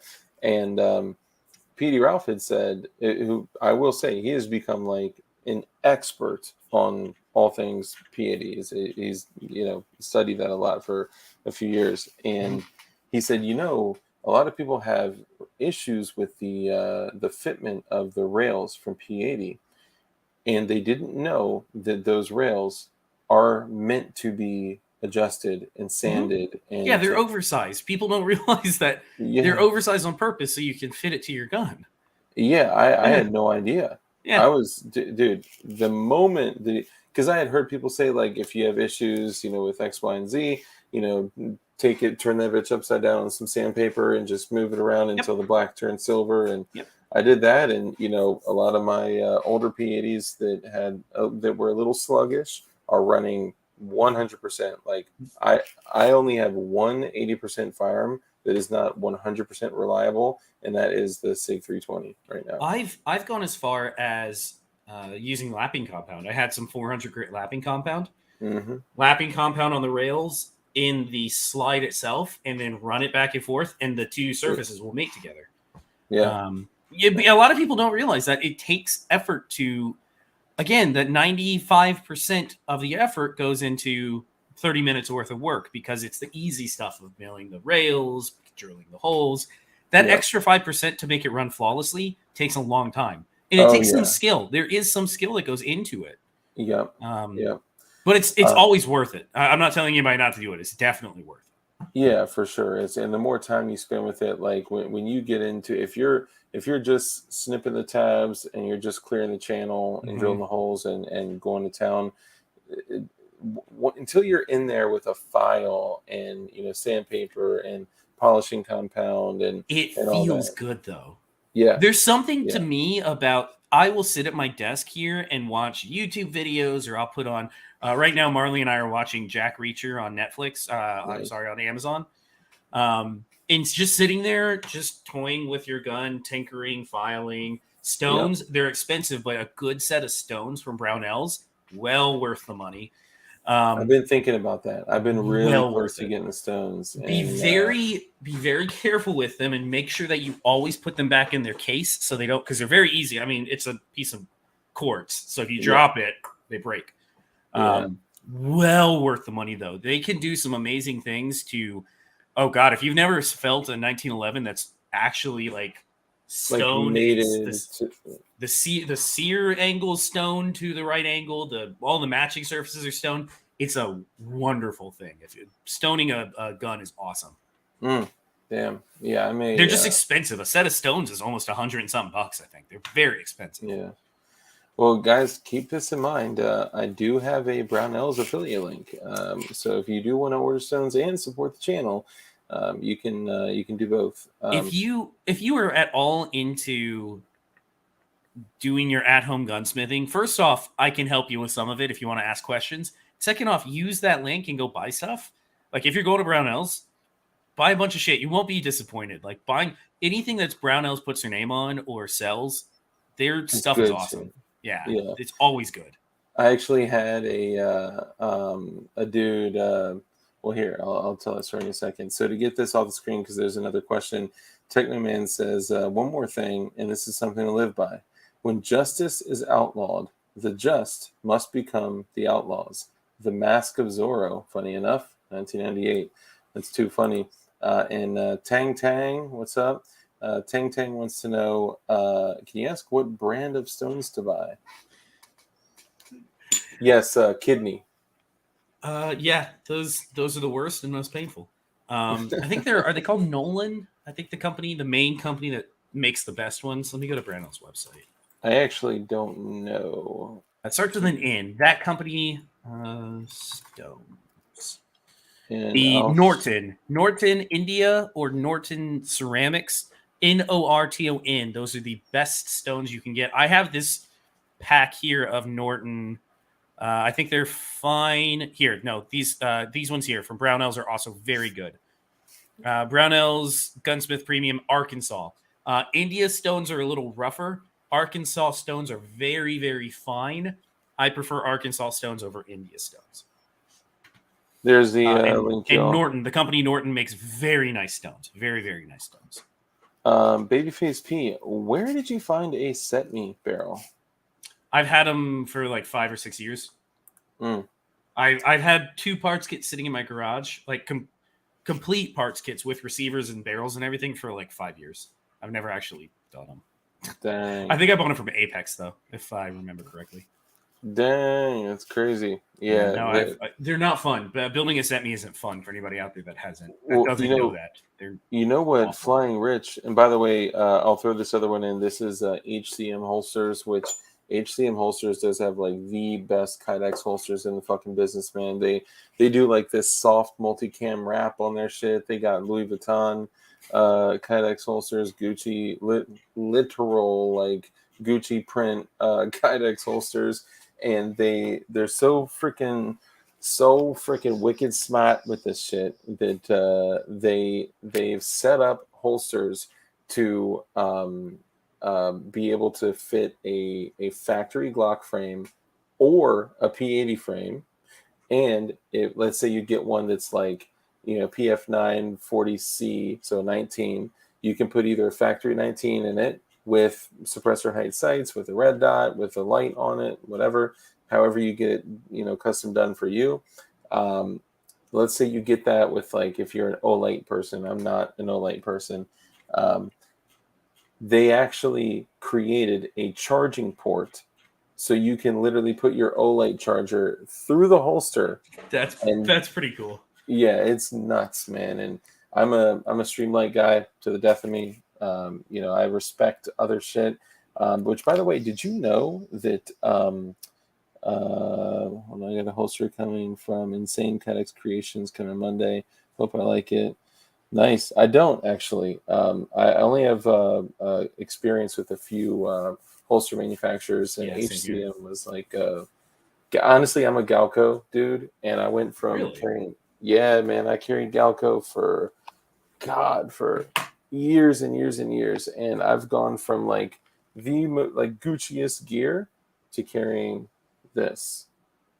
Are you serious? Bro, I've been carrying this. I have mine's not on me. I think it's in the other room. But I one of the guys that Hank works with, Harry's holsters. Harrison makes very, very nice stuff, so I use his. They're expensive. His holsters are like $80 or $90 a piece. They're very expensive, but they are really awesome. I really like mine. Yeah, dude. With HCM holsters, it's the same thing. You could spend, lots and lots 80. and lots. You could spend $120, $150. Like the setup that I want is like he made a Deadpool Kydex holster. He made a like this a brick wall with graffiti all over it. It's so sick, man. And the one that I want is a similar to this. So if you hang on, if you guys don't want to, blow a stack on or a tenth of a stack on a holster, there is a viewer that I would really like to support. And yeah, guys, I dropped those links in there, so feel free to use them, bookmark them, save them. If you do purchase something, you don't pay more for it. It just they give a small percentage, a couple pennies back. Yeah, and it is quite literally, like you said, like pennies. But hey, any support for the channel will help. Hell yeah, I'm not complaining. Hell yeah. So one of our viewers, I do want to support him. He is on Instagram as the sickest Nick, like Nick, and he made this rig for me right here. It's a blue glowy basket weave Kydex rig, and this is for a 19 with the Swamp Fox on it, and it fits perfectly either the Magpul 21 rounder. I mean, it'll fit any Glock mag, right? But you can fit the Magpul 21 rounder, and it fits flush with the size of the 19, like where the 19. That's pretty neat, actually. Dude, it's beautiful. Like having that much firepower. And, yeah, that's a lot. Yeah, it's like a side cart, but it's not removable, and it's still flexible, so it bends with your body and whatnot. And what's it called? The factory Glock 9mm 24 rounder fits beautifully in here as well, which I had so many 33 rounders that I said, why not? And I picked up a 24 rounder. And for the folks out there that are like, affiliate links or Satan and stuff, no one has ever purchased anything through my Brownells link ever. And I had a couple. Dude, oh, really? I had a dude hit me up the other day, and he was like, he sent me a screenshot of a Brownells order, and it was like $150 Glock trigger and like all these OEM parts, and it was like several hundreds of dollars, right? And he was like, "Bro, getting these new parts in, like, can't wait." And I was like, "Oh my God, dude, that's so cool! Like, it's awesome! Like, what are you gonna build?" And um, I was like, "Did you use the affiliate link?" He was like, "Oh shit, no, I didn't know, I forgot." I was like, "Oh, dude, it could have helped." But I mean, look, hey, honestly, it is totally up to you I guys. I always tell guys, I am not like some of the guys out there because I have the same affiliate links you do. I'm Yeah, not like some of the guys out there that are trying to sell you shit you don't need. I like to tell guys like don't go out of your way and buy stuff you don't need. yeah. But if you're already planning on purchasing something, it literally is free money in my pocket and it goes directly back to helping me make content. So Yeah, it's not a bad thing. yeah, But yeah, don't go buying shit because you just want to buy shit, like, yeah, or yeah. because you think somebody tells you need it. You know? Oh, dude, we talk about this all the time. Where like I'll name them Black Scout Survival #1, and what was the other prepper dude's name? And they're selling fear, right? So they Yes, go that's up and they're exactly like, right. guys, we're going through this crisis with Ukraine. They're going to invade next week. Get your Are water you right. kidding me? Are Get there your people that are doing that actively? I mean, maybe not that extreme. What I said was very extreme, but they're like, this is happening. This is it. You guys need to get your shit together and, get your filtration system, which, by the way, I have an affiliate link. And if you didn't know Yes. that, Oh, it feels so dirty. dude, it's so slimy. And Black Scout Survival is, I used to watch him all the time because I was like, man, he's giving good information. But it hasn't been there. It's been, fear porn. And I don't like that. That black skills or that black pill shit is just like, it's nauseating. And that part of it is kind of slimy because like, he's like, guys, I got a new, fixed blade knife, and goes through, shows the whole thing. He's like, it was custom designed with this company, and it's available on my website for purchase, and we're only having 10 of them. So it's like, dude, like, Jeff Crown says, no, it's that extreme. It's so dirty. I don't do that. I have had people reach out in the past. Because again, I don't hide that I have the affiliate link. So I've had people reach out in the past saying, "Hey, I am planning on getting such and such. Do you have an affiliate link here?" And I'm like, "Thank you so much for asking. Actually, I do, and I get $5 out of them that month or whatever." Like, Yeah, it's free money, and again, it's not like it's for the smaller guys like us. It's not like we're taking that money and pocketing it and running yeah, and buying us a brand new Ferrari. Because don't be fooled. Don't be fooled out there. The big guys at the top, they are not your down home Kentucky boy who just happens to be in his backyard shooting. I'm mm-mm. sorry to tell you, I know them, and most of them have lots of effing money. Yeah, yeah. Spread Dude, the wealth to other people. I'll tell you that the guys that are like really killing it with affiliate links, Oh, I and know they who. like There's one name in my brain, but I'm not going to say it out loud. yeah. Well, there's one uh, that hit it really, really well, and they did it in the way that they said, you know, these are the things that I use to build certain things, and all of them are available, down below, kind of thing. And turned out that he was literally pulling six figures Mhm. monthly. Mhm. Monthly. Yeah, He was absolutely. That's netting not for over $1 anybody out million. there that doesn't know. That's not unusual for the top affiliate marketers for certain places. Yeah, 100%. yeah. We're talking 100K, over Did this 100K a person month. work pretty heavily with Polymer 80 guns? Is that where we're getting at?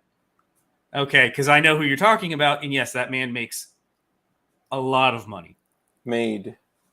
Still does. He still Oh does. yeah, that's true because they're all still active, and And not even those affiliate links, other affiliate like yeah, lots of money. crazy Lots of money. affiliate links. Um So okay, so I've Martin I've Kaminsky, you bring up a good point. Just really quickly, so I with the whole like 80% thing and unfinished frames and receivers things and this. So here's what I'm going to do. I'm going to create a PWEDC sized, um, uh, like I don't know how it's going to be set up. It's probably going to be 3 capsules, 3 bags, or 3 like containers of some sort where you have like, 3 grams or 5 grams of potassium nitrate, 2 grams of sulfur, and 3 grams of magnesium. When did we start putting chemicals up our butts? I don't know how I feel about this. It'll be very well. You better seal it up contained. real nice. Yeah. Just don't put a strike anywhere match up there. Yeah, don't fart too hard either. Yeah. But it's like an 80% firework, right? And it's kind of cool because I don't know. So for guys out there, I don't know if I'm spilling the beans here, but Dynexus, what's that, brother? what are the explosive targets that everybody knows? Tannerite. Tannerite is.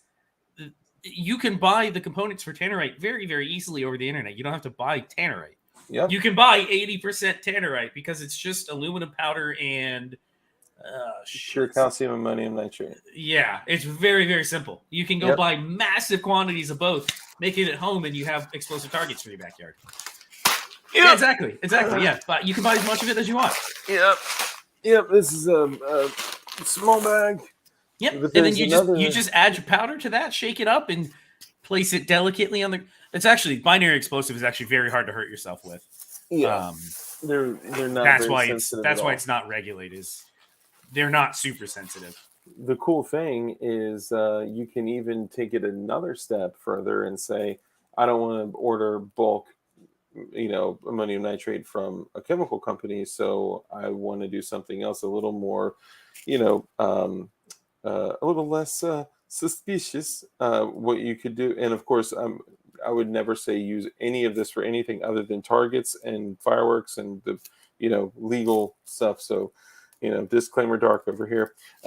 What you can do is those cold packs that you squeeze, they pop, they turn cold, you put them on an injury, then you dispose of them. What those are like Mylar packaging with a bag of water inside. If you slit it open and remove the bag of water, for some of them, you have to read if they have ammonium nitrate in there.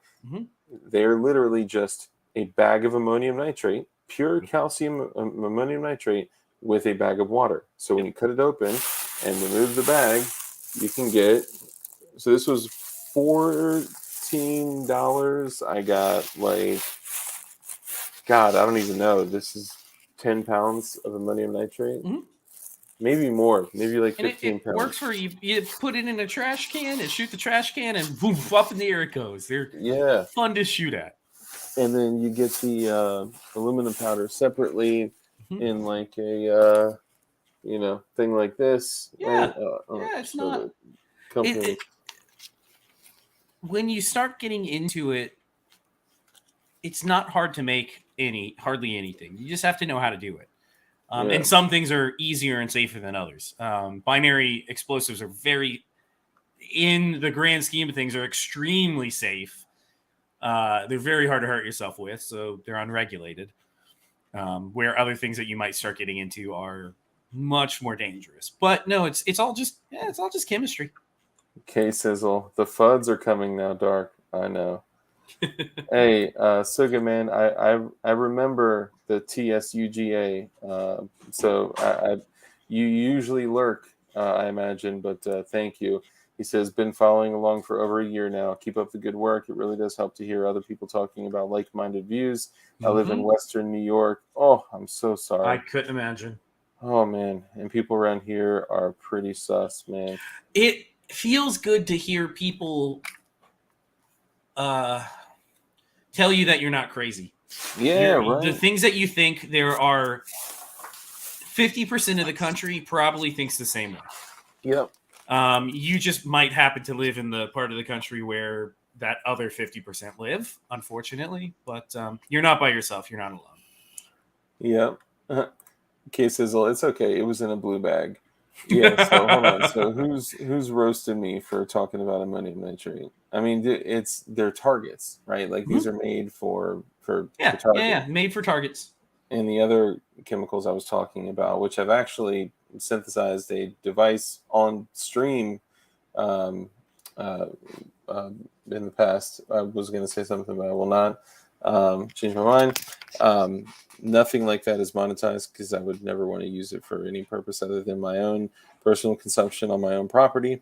And of course, I follow all legal rules, laws, restrictions, regulations, and sanctions. And yeah, and I encourage anyone else to do the same. Experience, if you want to. So I'm actually going to, with all this Form 1 fuckery and getting pissed off with the suppressor shit and all that, I am going to Form 1 a hand grenade.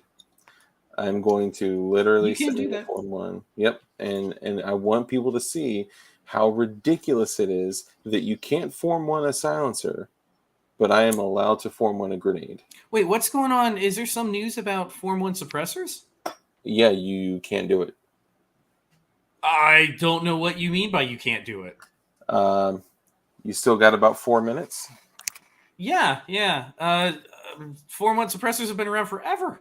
They have. And what they're saying now is that every component of the suppressor is regulated. It is indeed a suppressor. Even if it's a wipe, it's a suppressor.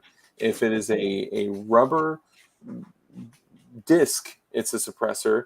And by you saying, "Hey, ATF, here is a Form 1 and $200 for you to give me approval to turn this into a suppressor," they are disapproving them, and they want to kill the kits. That's what it all comes down to.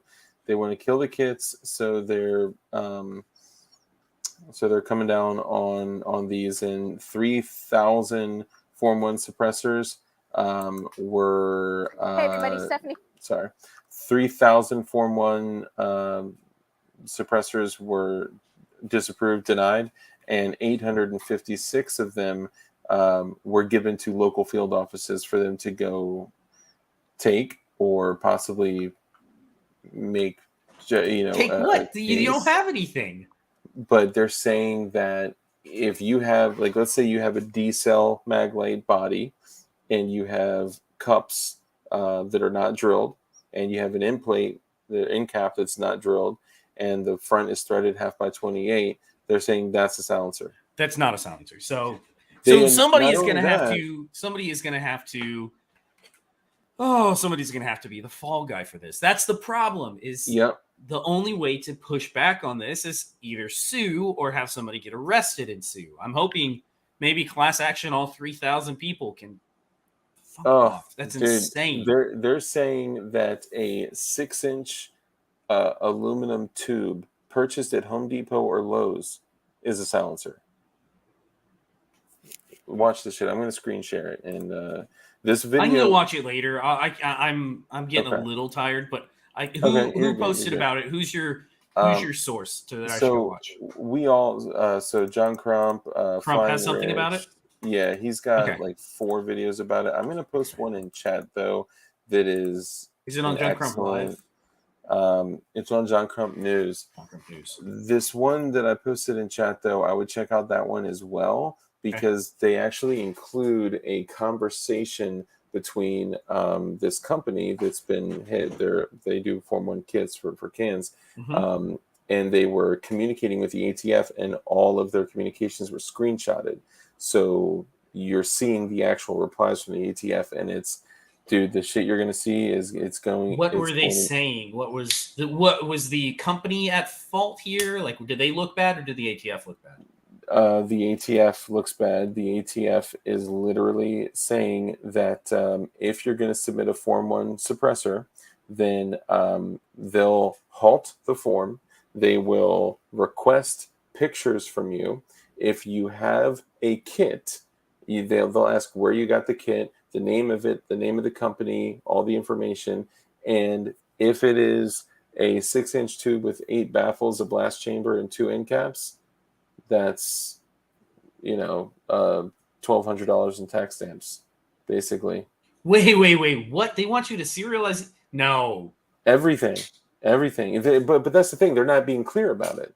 So they're not coming out saying this is what you need to do, but it's, leading me to say that, okay, well then if everything is a suppressor, then either everything needs to be serialized with the one tax stamps info, or or whatever. But they're denying everything because they're saying that there's no way to lawfully do this, because that means that this other company manufactured it, that it's already a silencer, so therefore you can't form It's one, and it's not not. a silencer. Of But see, course that's the it's problem. not. Is it's not a silencer. So I have I was literally going to put in, the reason I'm putting in this tax stamp for this grenade as a destructive device is because I was going to literally within the next week or two, I was waiting to get some extra money, put in a Form 1 for a suppressor, and I was planning on taking a tubular piece of aluminum, and I was going to make a monocore stack of K baffles, and I was going to thread on the monocore piece, thread 1/2x28, and then on the end, keep the end cap essentially. So what I could do is I keep a little extra meat on both ends. I was going to press fit a piece of aluminum around it, so I could keep a cheap little $40 22 can and register it. And I can't do that now. They're saying that I would need to show them the piece of aluminum, bar stock aluminum. I would need No. to show them the machine that I have the capability to machine it. It's crazy. It's none of your business. Here's my plans. Here's my blueprints. I'm Form 1ing this. Like, Yeah. what's next though? Like my SBRs. How did? Yeah.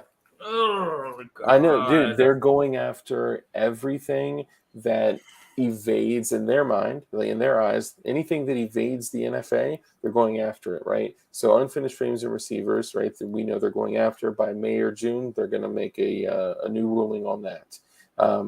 Pistol braces, they're going to make a new ruling on that because that evades the NFA in their eyes. Even though for us it's compliance, it's evading the NFA in their eyes.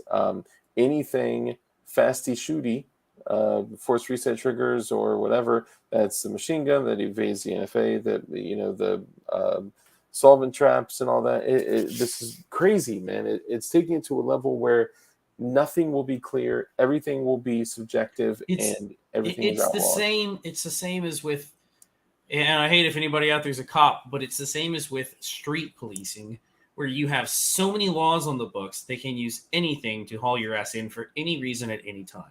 I guarantee we're all breaking something right now sitting here. Oh, Guaranteed. yeah, for sure. Well, dude, I just said that I have a piece of 6-inch tube that I intend on turning into a silencer. That's constructive intent. I could get arrested right now. Yeah, yep. Come get me, fuckers. That's insane. All right, you want to start wrapping up? This game late. Man, cool. Yeah, let everyone know again who you are, how to find you, and all that jazz. YouTube.com/babyfaceP, or if you want to hit me on Instagram, it's baby_face_P, and it's the letter P. On Instagram, or Patrick@babyfaceP.com is my email. Oh yeah. And let's, in these dark times, right? We're dealing with what's going on in Ukraine. We're dealing with what's going on our own soil. And, Ting Ting said it. I've seen it before, but Ting Ting said recently, why worry about one tyrant 10,000 miles away when I have 10,000 tyrants 1 mile away? Mm-hmm. And we really need to focus on what is going on here. And you'll see that the mainstream media is going to make you feel as sympathetic as possible to Ukraine because they're gearing up for a war. We're going to be involved with a war. I almost guarantee it. So being that we're, kind of encroaching on these potentially dark times, I don't know. What about some dad advice or some, something to give the chatterbaiters in here? I am not a father, so I think you should, if you got dad advice, you lay it on us. Well, so by dad advice, I mean like FUD advice or like advice. Dad advice. Turn off the news. Turn off the news. It's not. Just turn it off every now and then. Step away. It is made. The news is designed and engineered to give you an emotional rush or an emotional reaction, whether good or bad. Turn that shit off every now and then. So take a couple days off. Don't go on 4chan for a while. Don't go wherever. Just turn it off. Oh, yeah. It's good for your mental health. Take a break if you can, if you got the ability. Go up to like some place that you can't get internet on your phone and stay a week in the mountains and learn to hike and hunt and go have some fun. Just sometimes you just need to turn stuff off. Yes, dude. That's excellent advice, and it's so true. I mean, this is literal propaganda that is being fed to you. 100%. Yeah, all to provoke a response. So, and that also includes alt tech, right? So all the YouTubers that you love, that you get information from, that you accept what they say and don't go look up information of the contrary, then form your own, opinion on it. It's the same thing, and they've replaced, all those people that fund those companies. A lot of them are now funding YouTubers. You would be surprised when you look up public documents to see who paid who what. Companies like, I don't know, Demo Ranch, Project Veritas, Steven Crowder, just to name a few. For me, closing out, and thank you, Babyface P, for coming on. We always have a blast. I'll say what I always say, which is be kind. It is the most important thing that you can do. Please live your life as a kind individual. Don't be mad. Don't be upset. Don't give people grief. Give them kindness. And you never know what someone's going through, so you may make a big impact on someone's life. Also, live a life of care, compassion, and contribution. And of course, we all know that the only way to stop evil is with good men skilled in violence. So become as highly skilled in violence as you possibly can be. And lastly, be safe, be dangerous, and keep that thing on you. That's all I got. All right, y'all. Thank you. Appreciate you tuning in. Babyface P, thank you. Tactical Pineapple, thank you. And Martin commits. Oh, spicy meatball. I did some reading, and yeah, you ain't wrong. You ain't wrong, motherfuckers. I heard it was horrible, though. SA, thank you, great job. And on that note, goodbye.